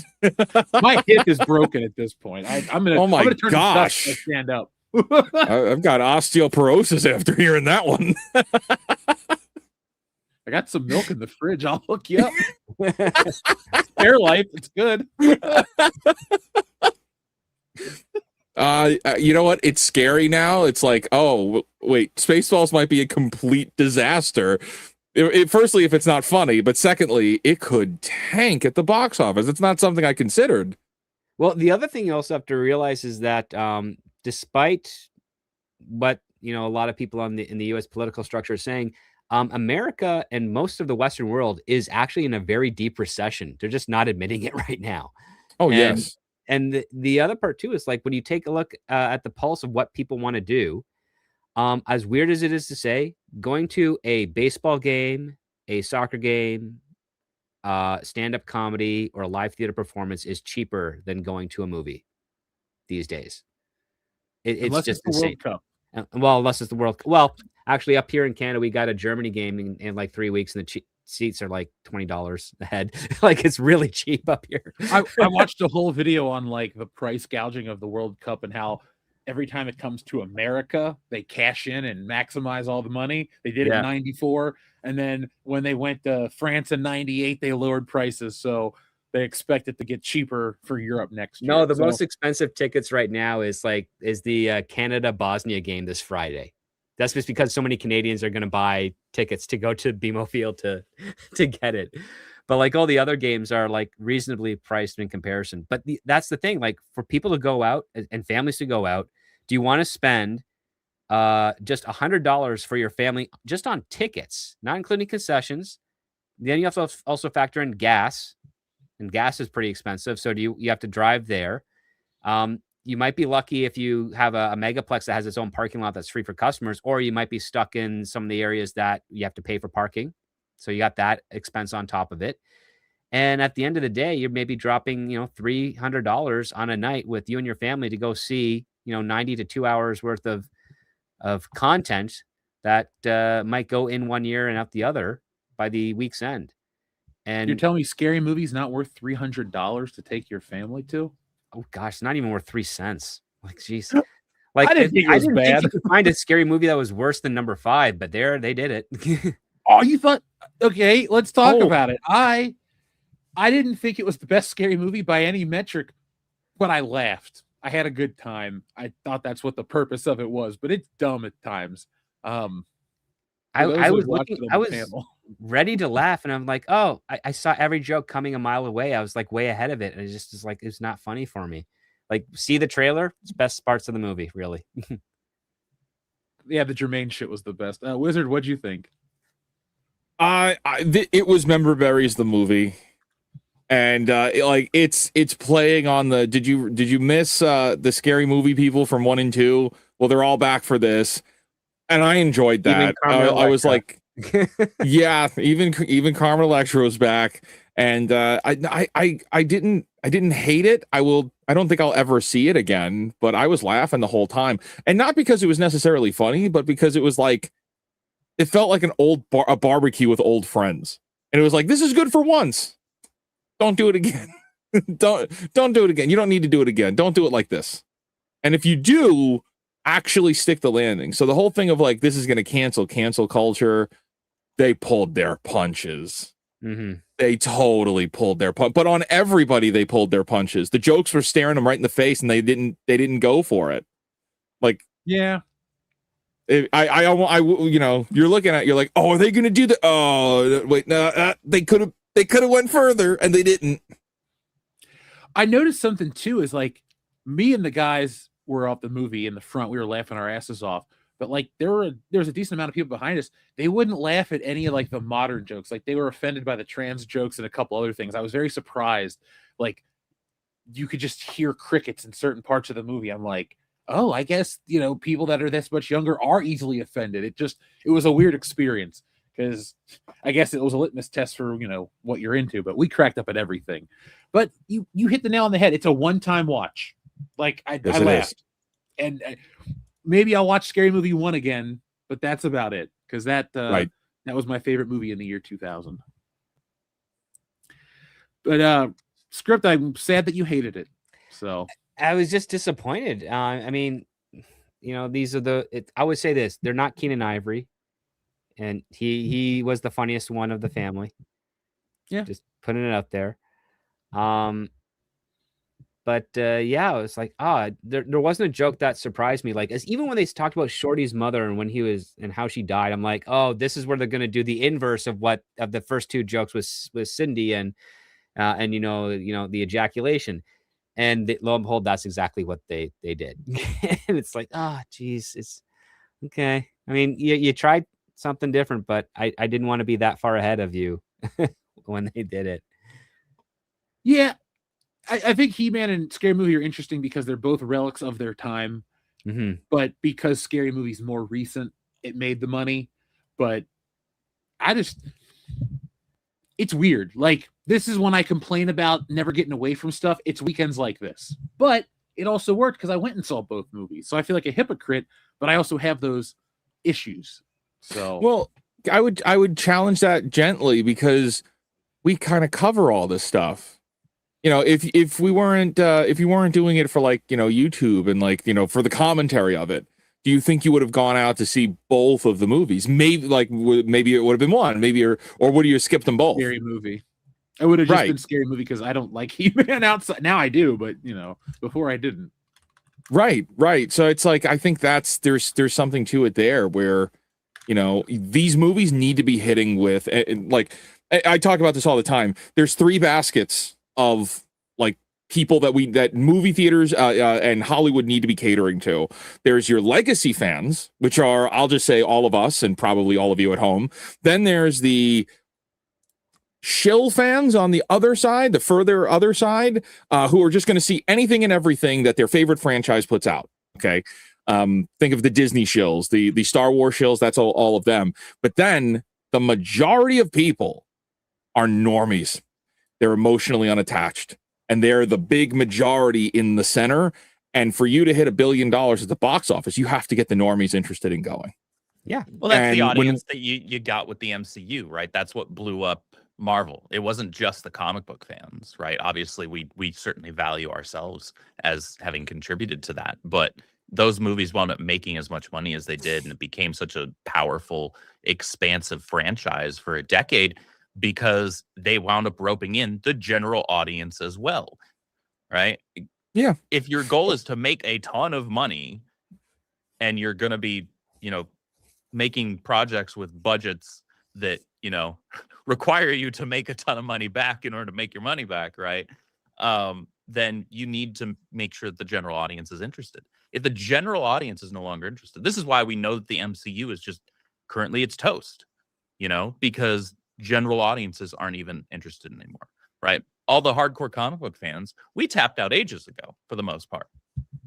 Then you had the hangers on, right? That were the MCU shills, and they were still praising everything that came out like it was the next greatest MCU film, and we knew better, right? But then you had the actual majority of people that were going to see these movies, they tapped out because they were just like, I'm not interested anymore. This is boring. I'm not having fun. It wasn't because that Marvel was disrespecting the characters, in the lore side, because they don't give a crap about that because they don't know any better, right? They don't know these characters from Adam, but they just weren't interested. They were more apathetic before us. Yeah, but Endgame's one of the most watched movies on the planet in history, and that's pretty much like the end of it. It told feels the like story, a good period, right? Mm-hmm. Yeah. And that audience has never come back in that number ever, because we've had Spider-Man make $1 billion, and then what other Marvel movies made $1 billion after that? After Spider-Man, just the last two Spider-Man have done that. The closest next part was like 800 and something, 700 something. Like I will say this, like right now, wasn't that one of the Guardians films? Yeah, because Like Guardians of the Galaxy trilogy is I think the most financially successful trilogy in the MCU. And then that's shortly followed by I think Captain America, because Winter Soldier outperformed Civil War. And Iron Man 1, 2, and 3, like combined, they did not hit financially the same thing as Guardians of the Galaxies. You can argue the Avengers, but again, that's the amalgamation of everybody in the MCU. It's not its own, sub property as it were. So Back when it was good. Yeah, well, I mean, again, Endgame was a definitive ending for that, and it could have been a milestone where they were able to set up another new journey of characters. But the Russo brothers had a lot of creative input in the direction of where they wanted to go, and it was the two writers that kind of just worked as a team to kind of make it an ending for everything.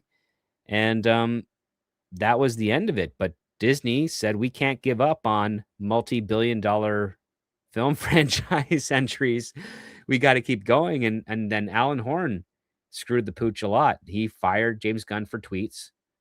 Warner Brothers snapped him up.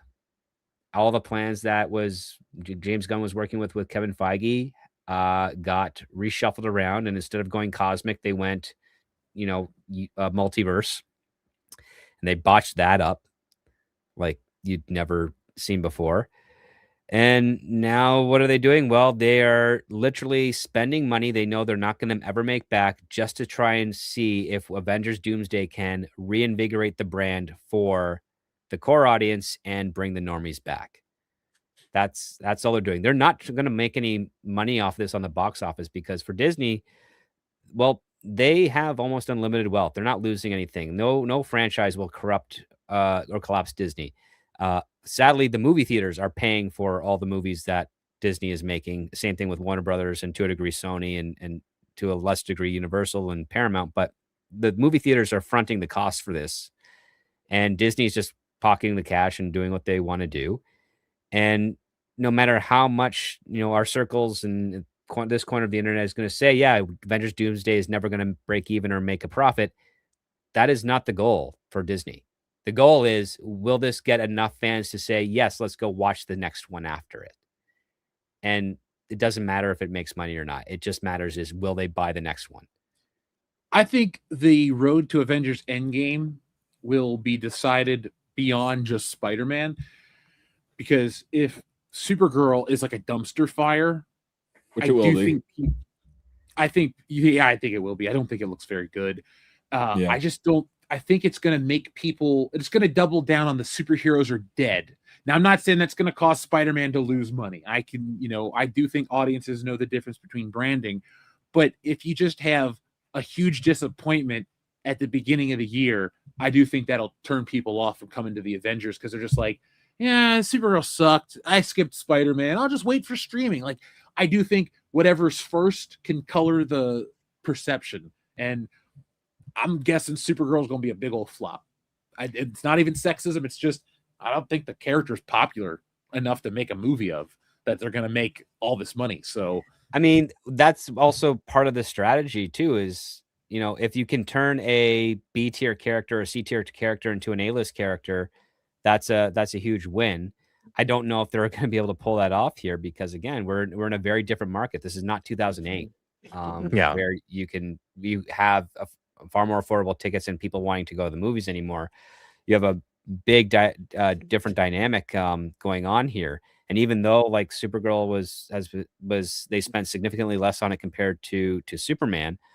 Number one, only the diehard fans are interested in Lobo. He's not a normal character that normies understand. Number two, even the people that are fans of House of the Dragon, well, Millie Alcock was only in the first few episodes of that first season before she was replaced with the adult version. Yeah, before the time skip. Yeah. She's got not enough name recognition to draw in an audience. And on top of that, as we said in the private chat earlier, they're adapting the most pretentious story ever. And I don't know if they're going to be able to pull off what I call the Stephen King effect, where you take the premise and you actually just make a story as good as the premise, as opposed to what Tom King did, which was just be verbose, page after page after page, and then have a very cynical execution after a person has been punished for centuries in the Phantom Zone. Like, that doesn't feel rewarding. No, and I don't want to sound like a dick, but I'm excited to just find out how this movie performs. Because, like I said, the merchandise is exactly what I predicted. You go into the store, Supergirl's everywhere. It's Lobo that's picked over. And it's just for the diehard collectors. Like, and that's because there isn't much there's not much Lobo merch out there for collectors to have gotten their paws on up till now. No, but it's the same cycle. When you get a new character in film for the first time, people buy the merchandise and they hoard it. They sit on it because they sit on it for the market to give them the direction of where to go. Yeah. But I always laugh when I go to Ross and I see the same thing that some guy's trying to sell on Facebook for a bunch of money. It's like, oh, $5.99 at Ross. I'll take 3 of them. Like, I can't stand scalpers. Wizard, I know you need to cover like toy industry stuff. I'm sure you've come across the scalpers. Do you have any opinion on that stuff, or do you just kind of roll your eyes at it and move on? So I used to think, when I was naive and childish, I used to think that scalpers were part of the fandom in a way. And then after meeting with, just coming across them and speaking to them, you realize these are the nastiest people on the planet. They have no love for the franchise at all or anything that they're selling. These people are sales machines. They are almost heartless. They're soulless people. They're hardly people. They don't care. They know they are completely they're in on it.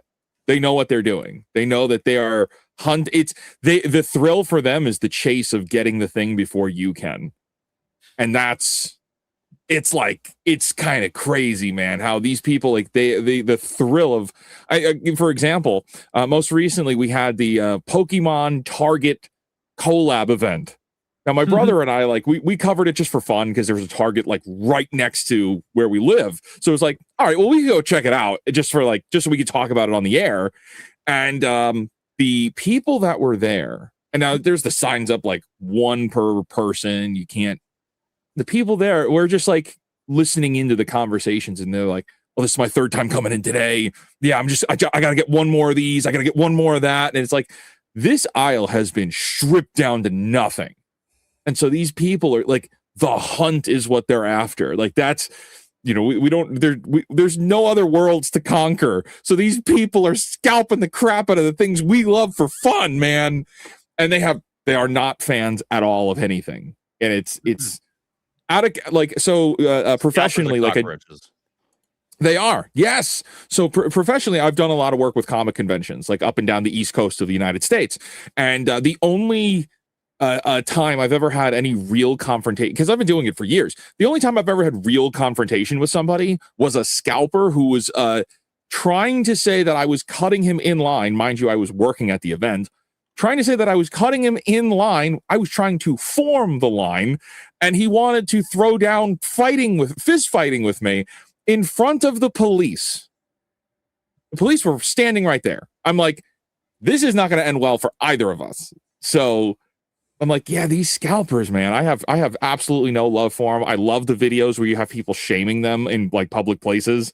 It's great. Keep doing that because they deserve it, because they're the scum of the earth. They're totally in on the grift. I take shit out of their cart when I see them. I've been to stores where a guy's got a bunch of stuff. I'll just take something out of his cart.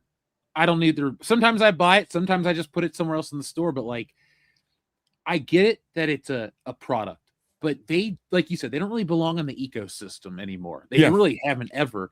And there's a bunch of great videos out. I would recommend them. I can't give you the name because I don't remember the creators, but ones not grifters, that's not the right word, but scalpers that are killing the industry. They're killing all these hobbies. It's no longer fun to be in any of it. It's kind of a chore. As a fan, you kind of bear your cross to deal with bad writing or this or some other generic thing. You're just like, okay, I have to deal with it as this fan. But these people come in and make it intolerable to just to deal with it, because you talk about them not having love anymore.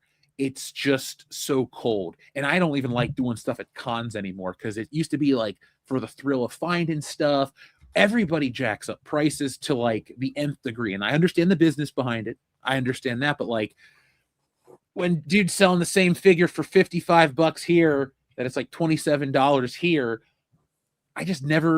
I overlook that whole portion of commerce, because I'm not going to spend that money on those dumb things.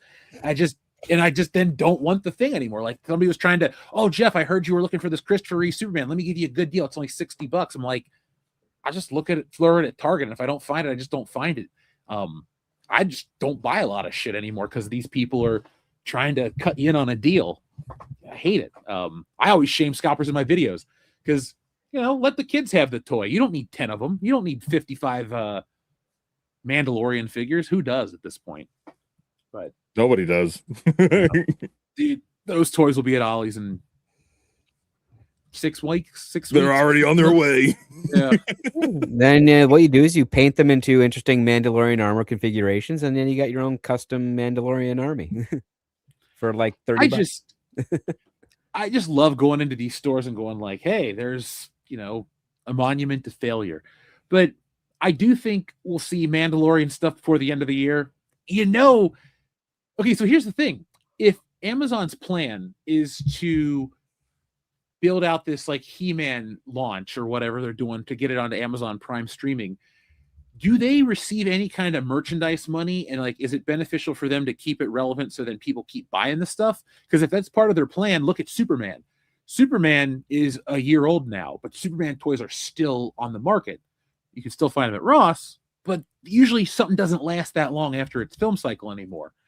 Do you think that's part of Amazon's plan to like integrate it for the next generation, or is this just a quick crash grab? Like, we want the money now, and if it doesn't do it, we've given up.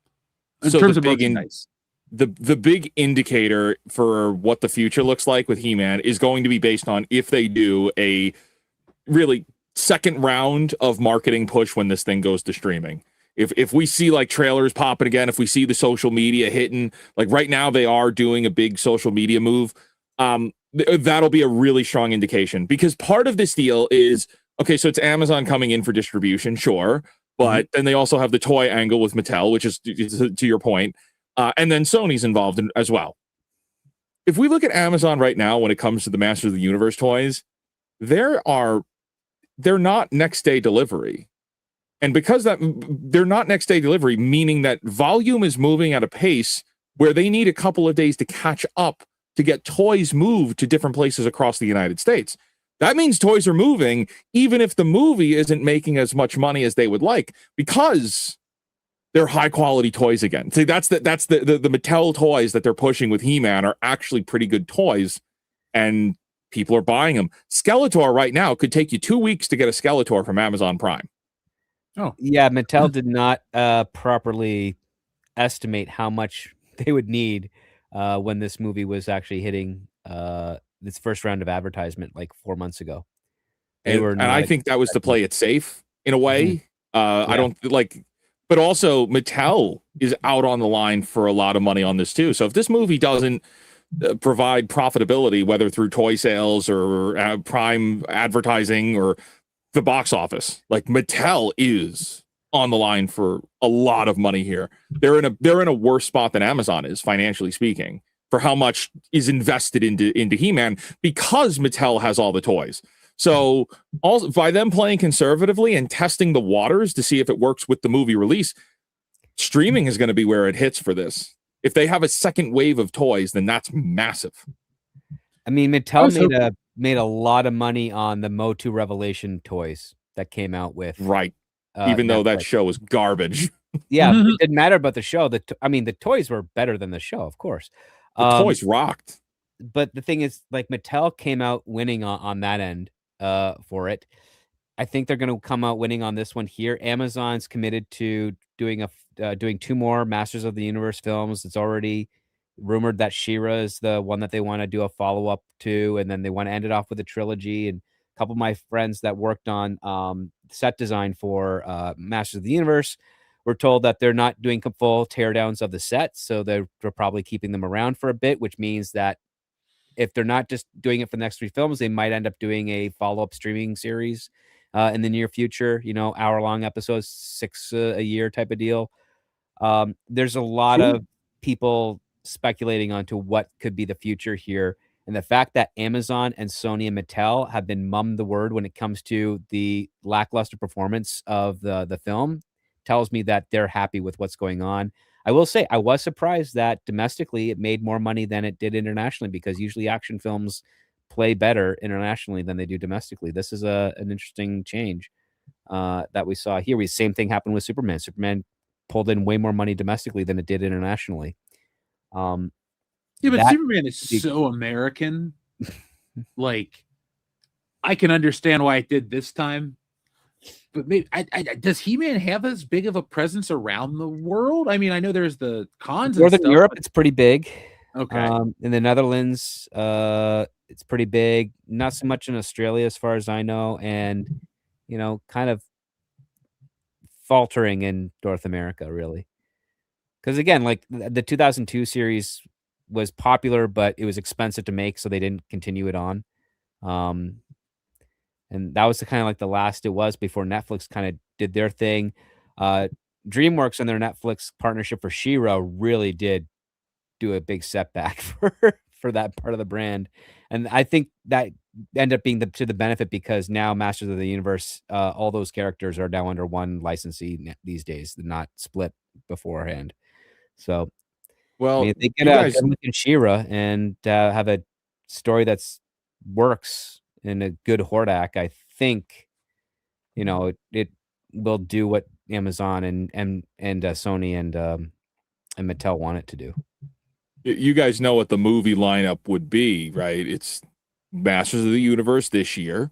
Then we're gonna get She-Ra. Yep. Then we're gonna get an Orko Amazon Prime series. Then we're gonna get She-Ra 2, okay, followed by She-Ra plus He-Man, and then by finally we'll get She-Ra 3, and we close out the franchise. That's the run. That's what Amazon wants. Is that where you use your dark magic to conjure up visions of the future? Because, I mean, I want to be right so bad on this meme.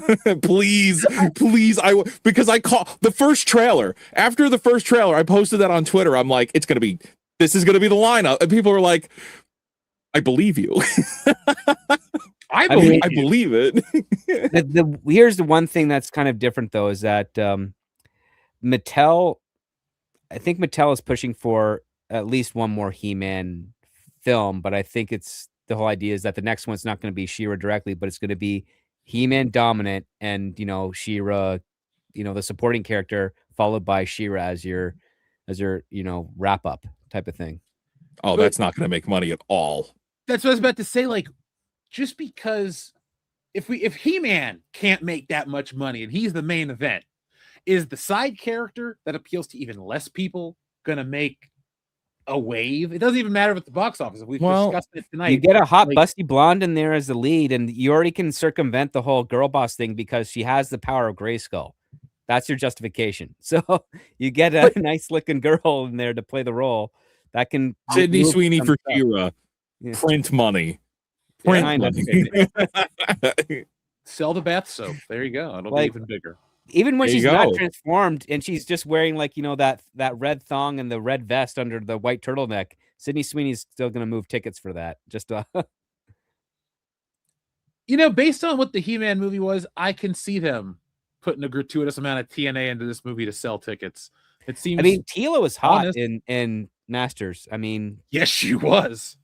Like, that was very intentional too. The framing, the way they would put her in certain shots, because I have books on cinematography and all this crap for comic books, and I'm like, they have put her ass in these shots to make your eye like they're definitely trying to sell this to like adults and kids. They sold her legs, her butt, her breasts, like everything. The silhouette, it went nice. And then I mean they also showed off her legs during the last 3-4 minutes of the thing where she was in the skirt and the old, you know, the more traditional Teela style costume with the, you know, the tiara and all that stuff. And it's like, yeah, she looked good.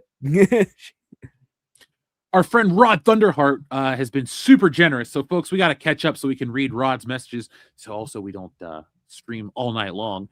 We have this button request, though, from our friend Sejorjan. And I won't even tell you what it is. Wizard, I apologize. No amount of dark magic will make you forget what you're about to see. Who are you? What are you doing here, and where are my horses?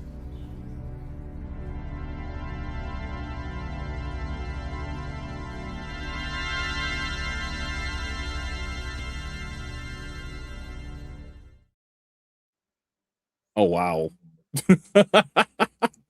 So I know you had mentioned, you know, liking the channel and stuff, but we have this thing where I try to make Dion uncomfortable.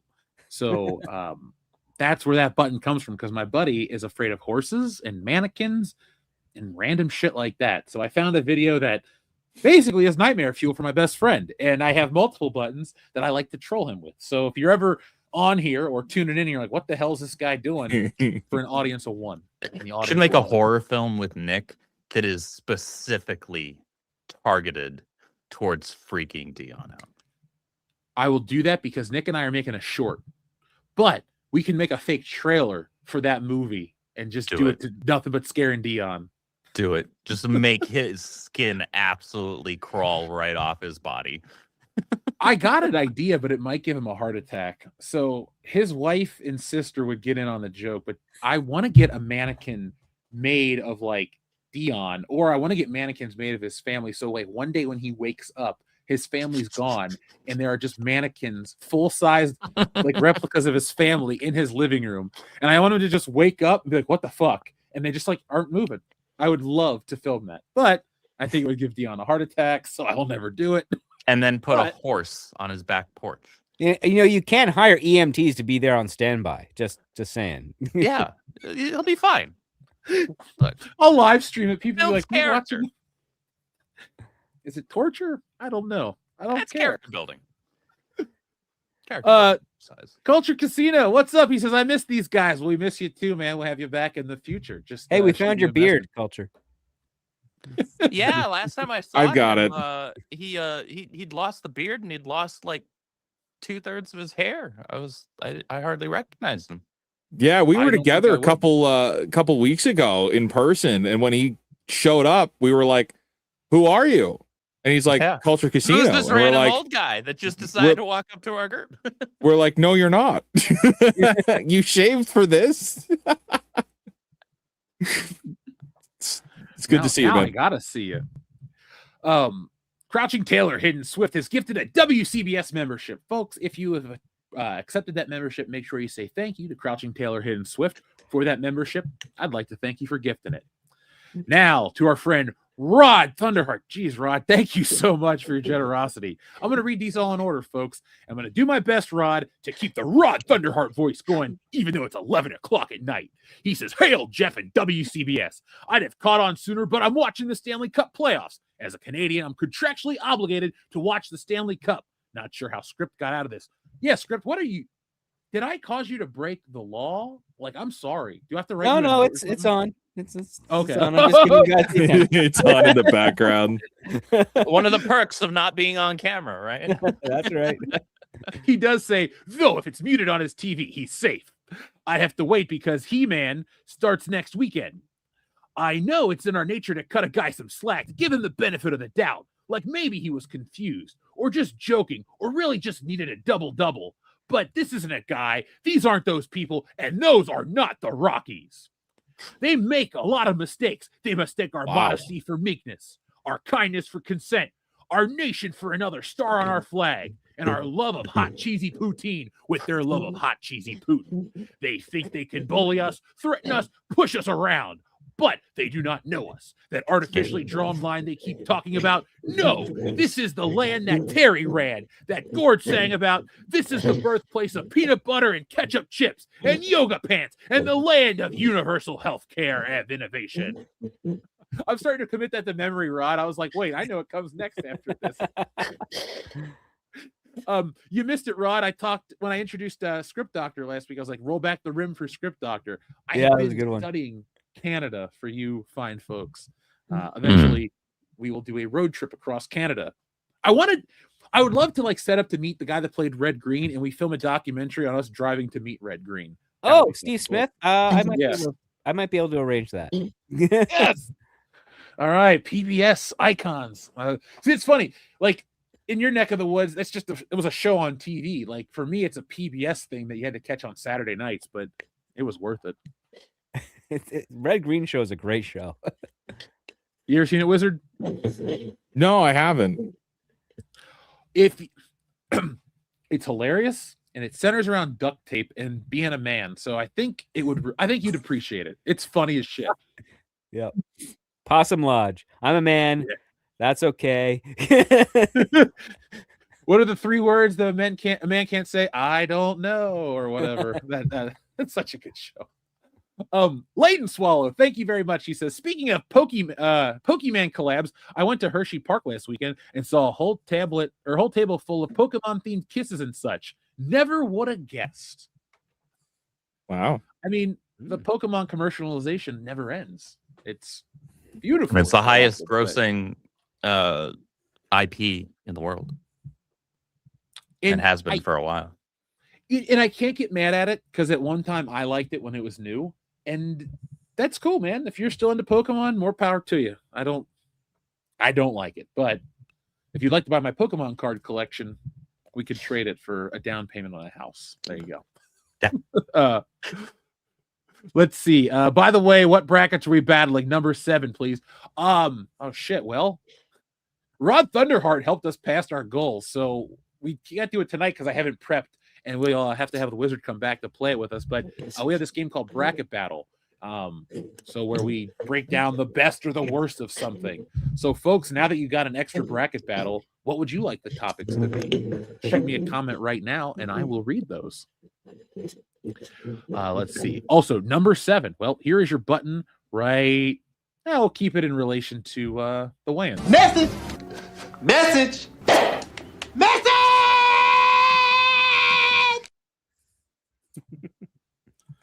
That's a movie that I do enjoy. So, guys, we're going to start to wind things down. We've hit the 2-hour mark. It's 11 o'clock, and if you can't tell, I'm kind of tired. Had some stuff I had to take care of today. But, Wizard, is there anything that we were going to discuss that we haven't? I only sent a couple things over to you today. So, have we hit all our topics? I think that was pretty much it from everything we talked about. We talked the toys and He-Man. Topics of the day. I can't believe He-Man's that popular again, but nope, sure not for much longer. No, I mean, if it were, there'd be a zero behind another zero behind the box office. Yep. Which, I mean, it's bittersweet because I will say this: like, I completely see the fan divide. I understand it. There are a lot of good things in the He-Man movie. There's a lot of things I completely understand why some fans did not like. I had issues with Randor. And how that was handled, and outside of that, I'm like, you know what? It's above a meh, but it's definitely not a this is the death of He-Man type of property. So I have never seen I haven't watched the Midnight's Edge thing. I'll have to go back and check out the clip because I'm behind. I didn't realize there was this much anger, man. Like when I went to the theater, hard to miss it.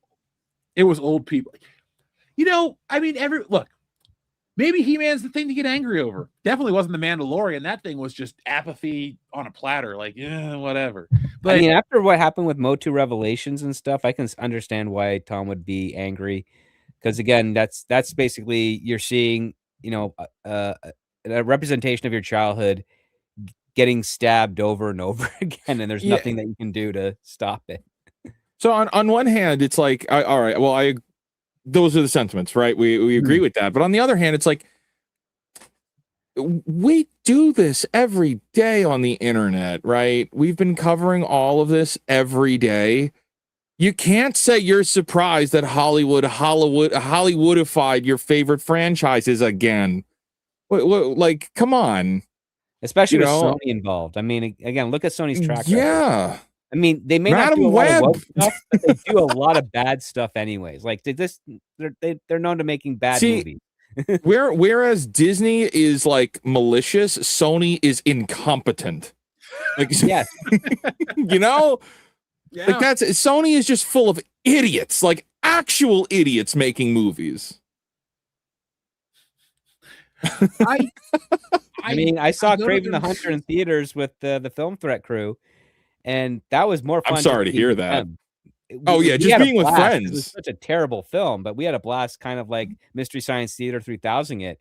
And there was only about 6 other people in the theater, and they were laughing with us at the same time. So, I mean, that movie gave me a headache, Kraven the Hunter. The Rhino, that was so dumb. Yeah. What a waste of Rhino. Yeah. What a waste. Hold on, though. Did Sony make the Crow remake?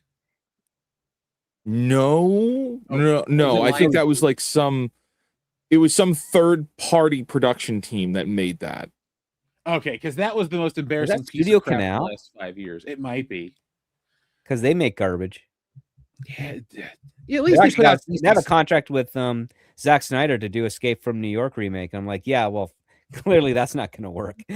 Is their goal to just lose money?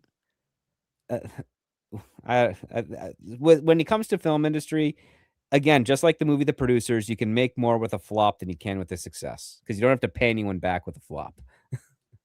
Well, Zack Wild. Snyder should not. You know what though?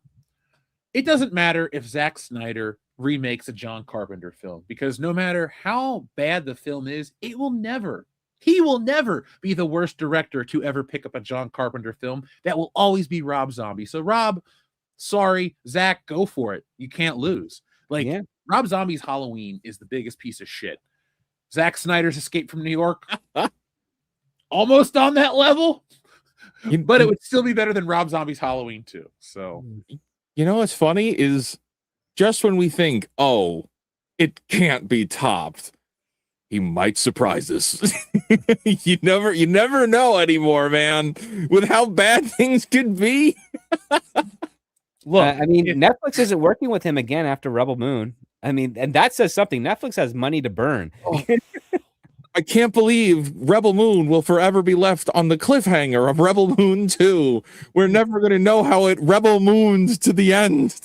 Wait, they made a sequel? It's Rebel Moon 1 and 2, and then they did the Rebel Moon Extended Edition and Rebel Moon 2 Extended Edition. And it's They Snyder cutted the Snyder original. Yes, intentionally. Yes. And that is the like, end of Andrew.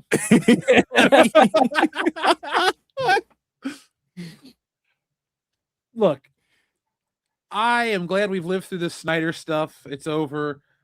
But maybe a train wreck is what I need in my life. So, folks in the chat, let me know what the worst Zack Snyder reinterpretation would be. Like Zack Snyder's Apocalypse Now. That would be absolutely Zack Snyder's Citizen Kane, man. Like that. How about this really, really bad one? Zack Snyder's Schindler's List. What would Zack Snyder add to that? Schindler would be shooting up everybody.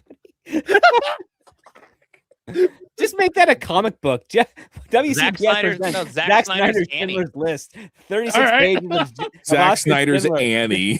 Shooting up Zack Snyder's Annie. Zack Snyder's Shawshank Redemption. It'd just be a lot of shanking. It's like Andy Dufresne in slow-mo fighting Red out in the courtyard. Like they just change up everything. My mama's name is Martha too. Why'd you say that name? Like, yeah, it's gonna be crap. But that's why they call you Red? Because I'm Irish. I'm a black Irish, but I'm Irish. So if I call it Zack Snyder's Schindler's List, a parody, is that enough script, you think? Or you're good. All right, cool. That would All right, be folks, really coming funny. in 2028, Jeff Hicks presents Zack Snyder's Schindler's List, the graphic novel.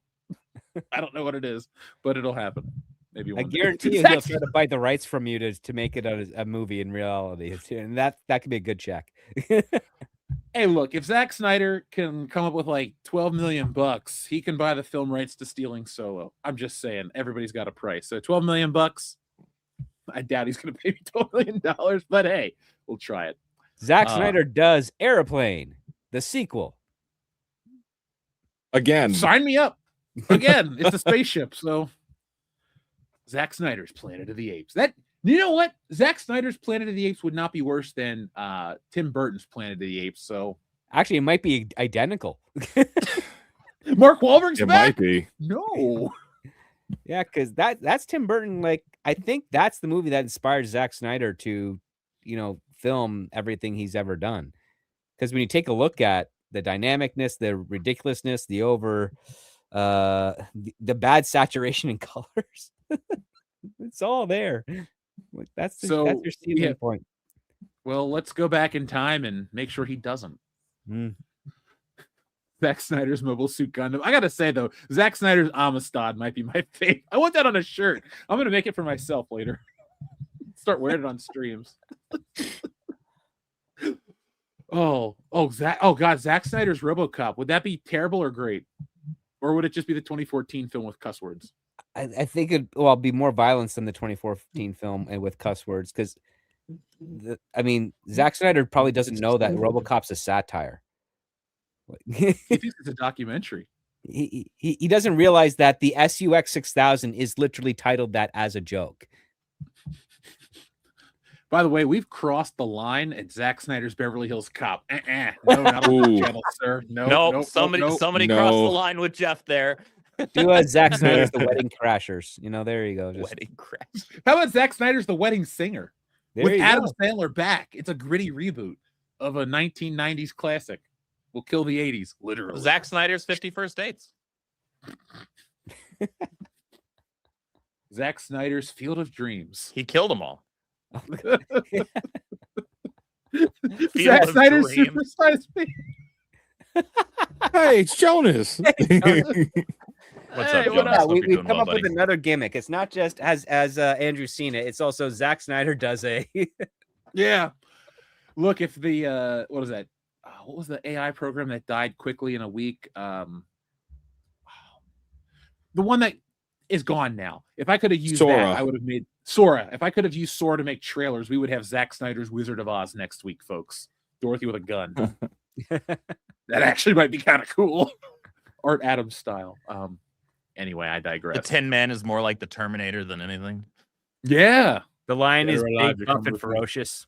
Right?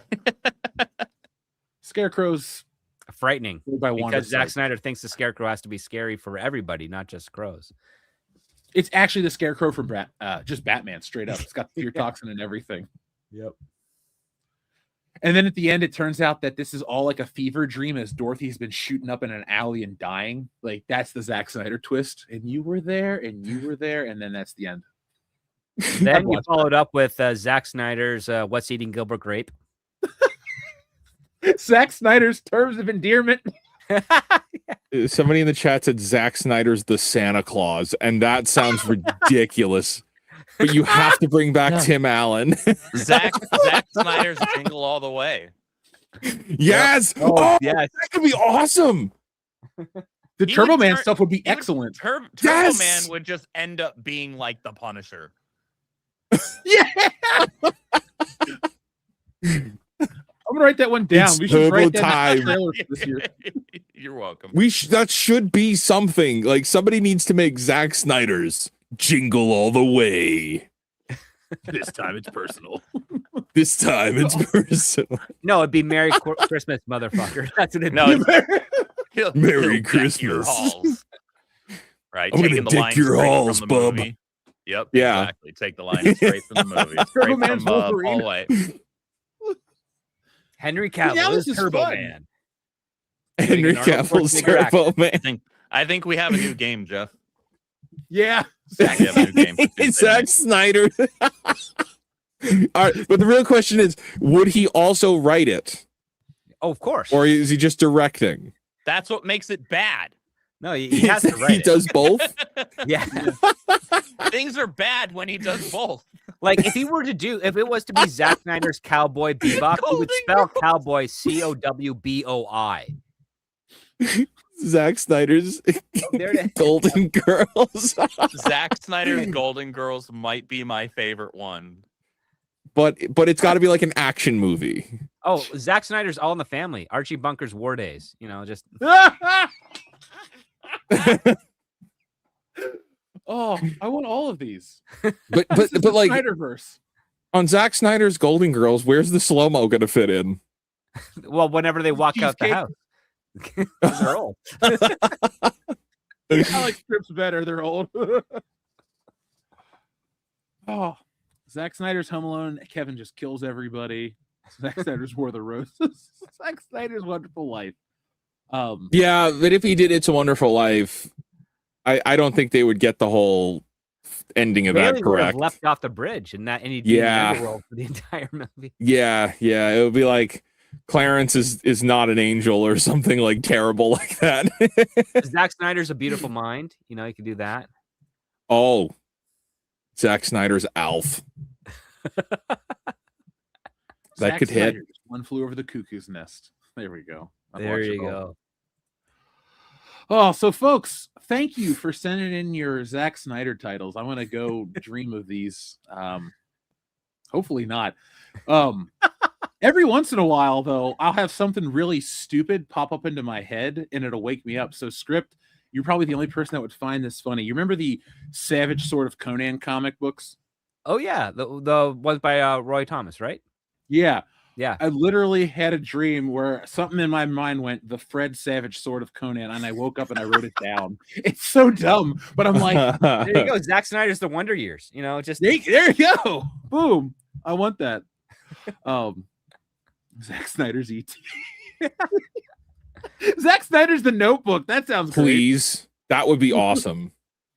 What about Zack Snyder's Brokeback Mountain? oh yeah. But it's exactly the same as the original Brokeback Mountain. Instead of it just being incredibly homosexual, it's violently homosexual. Oh, okay. So it's like that Like Mad that's- I think- Mikkelsen movie. All right. Or wait, no, I don't know what Tomahawk. movie that is. He did a movie where he played a Viking, and it was like Valhalla Rising. It's incredibly violent. Like I think he beat people to death repeatedly. So. Oh, okay. I thought you were responding specifically to me saying violently homosexual. It's like, what was Matt Wilkinson in? It was violently homosexual. I'm like, what are we doing here? I mean, Casino Royale is violently homosexual, right? Isn't that the sexual tension between him and James Bond is the real selling point? It's No. people haven't actually said that, have they? No. I mean, They this have is the for internet, Skyfall. so I'm sure there are some people that would say that because this is year of our Lord Oh, 2026. here's one. Zack Snyder's 3 Men and a Baby. There you I think So I'd should rather Zack- not. Shrubbles White says, "Hey Andrew, John Ashton is dead." go.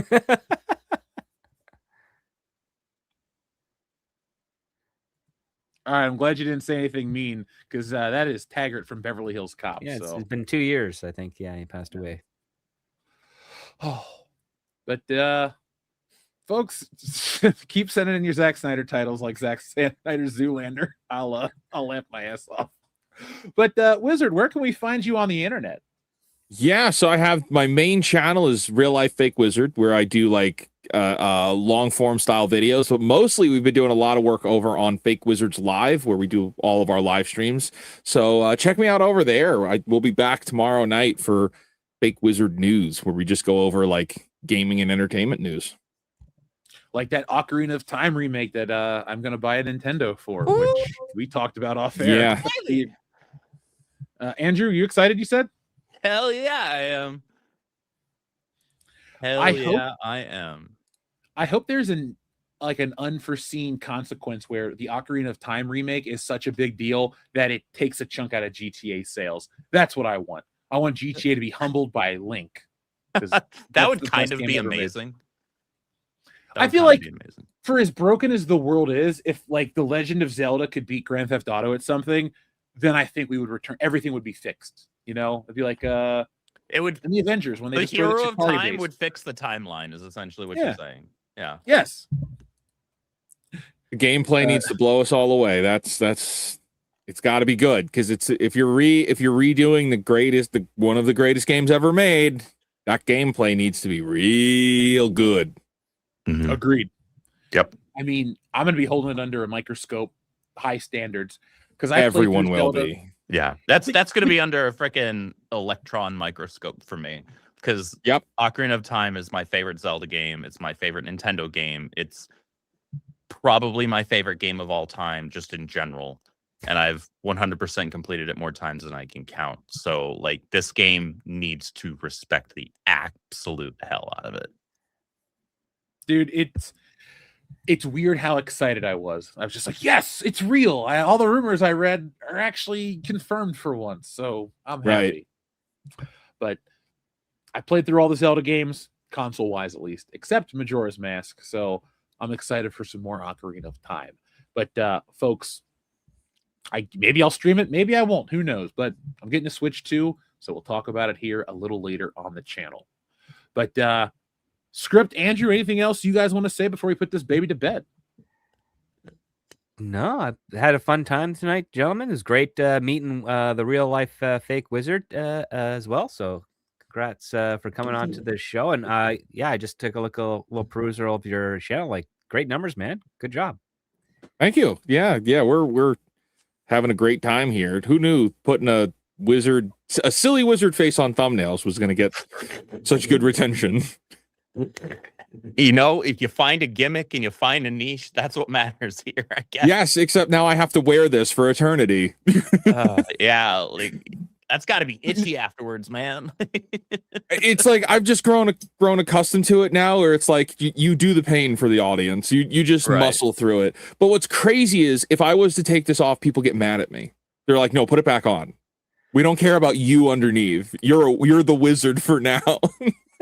It's like a reverse face reveal thing.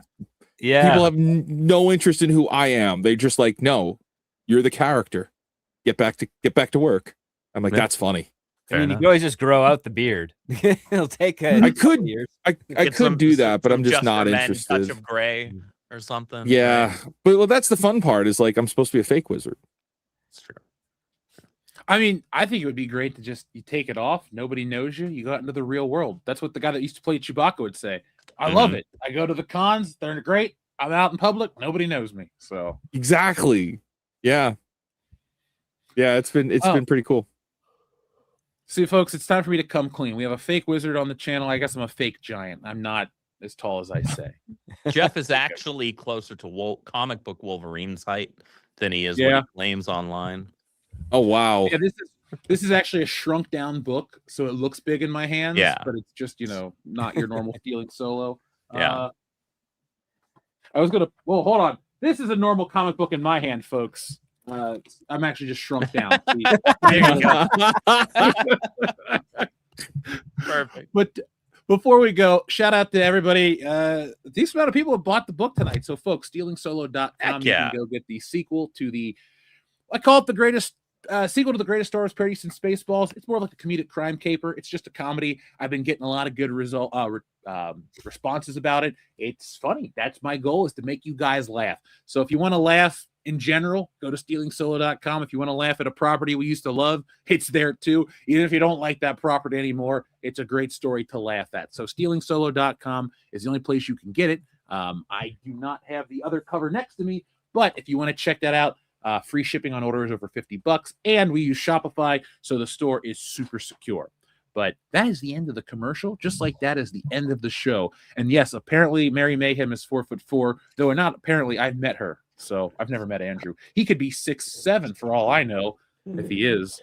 Nah, I'm 5'11". I'm freaking average as hell. Well, when I was looking at the t-shirt orders, I was like, oh, okay, Andrew wears this size shirt. So now I got a better picture of who you are. You're the only person that wore that size, by the way. Am I really? I was like, oh, I need to order 3 of these. Those are all Andrews. So that's amazing. But, I want to thank everybody who sent all the love tonight. Everybody in the chat, you appreciated. Rob Thunderheart, thank you very much for all your generosity. Folks, make sure you check out Wizard's channel, his content, the live streams, everything that we're all doing here on the internet, because we're trying to entertain you folks, because if mainstream entertainment is garbage these days, why not find the alternative? You found a place that's world class, and we give you nothing but the best. But until next time, folks, thank you for watching. Be smart, be safe, be cool, but always be excellent to each other. Taka.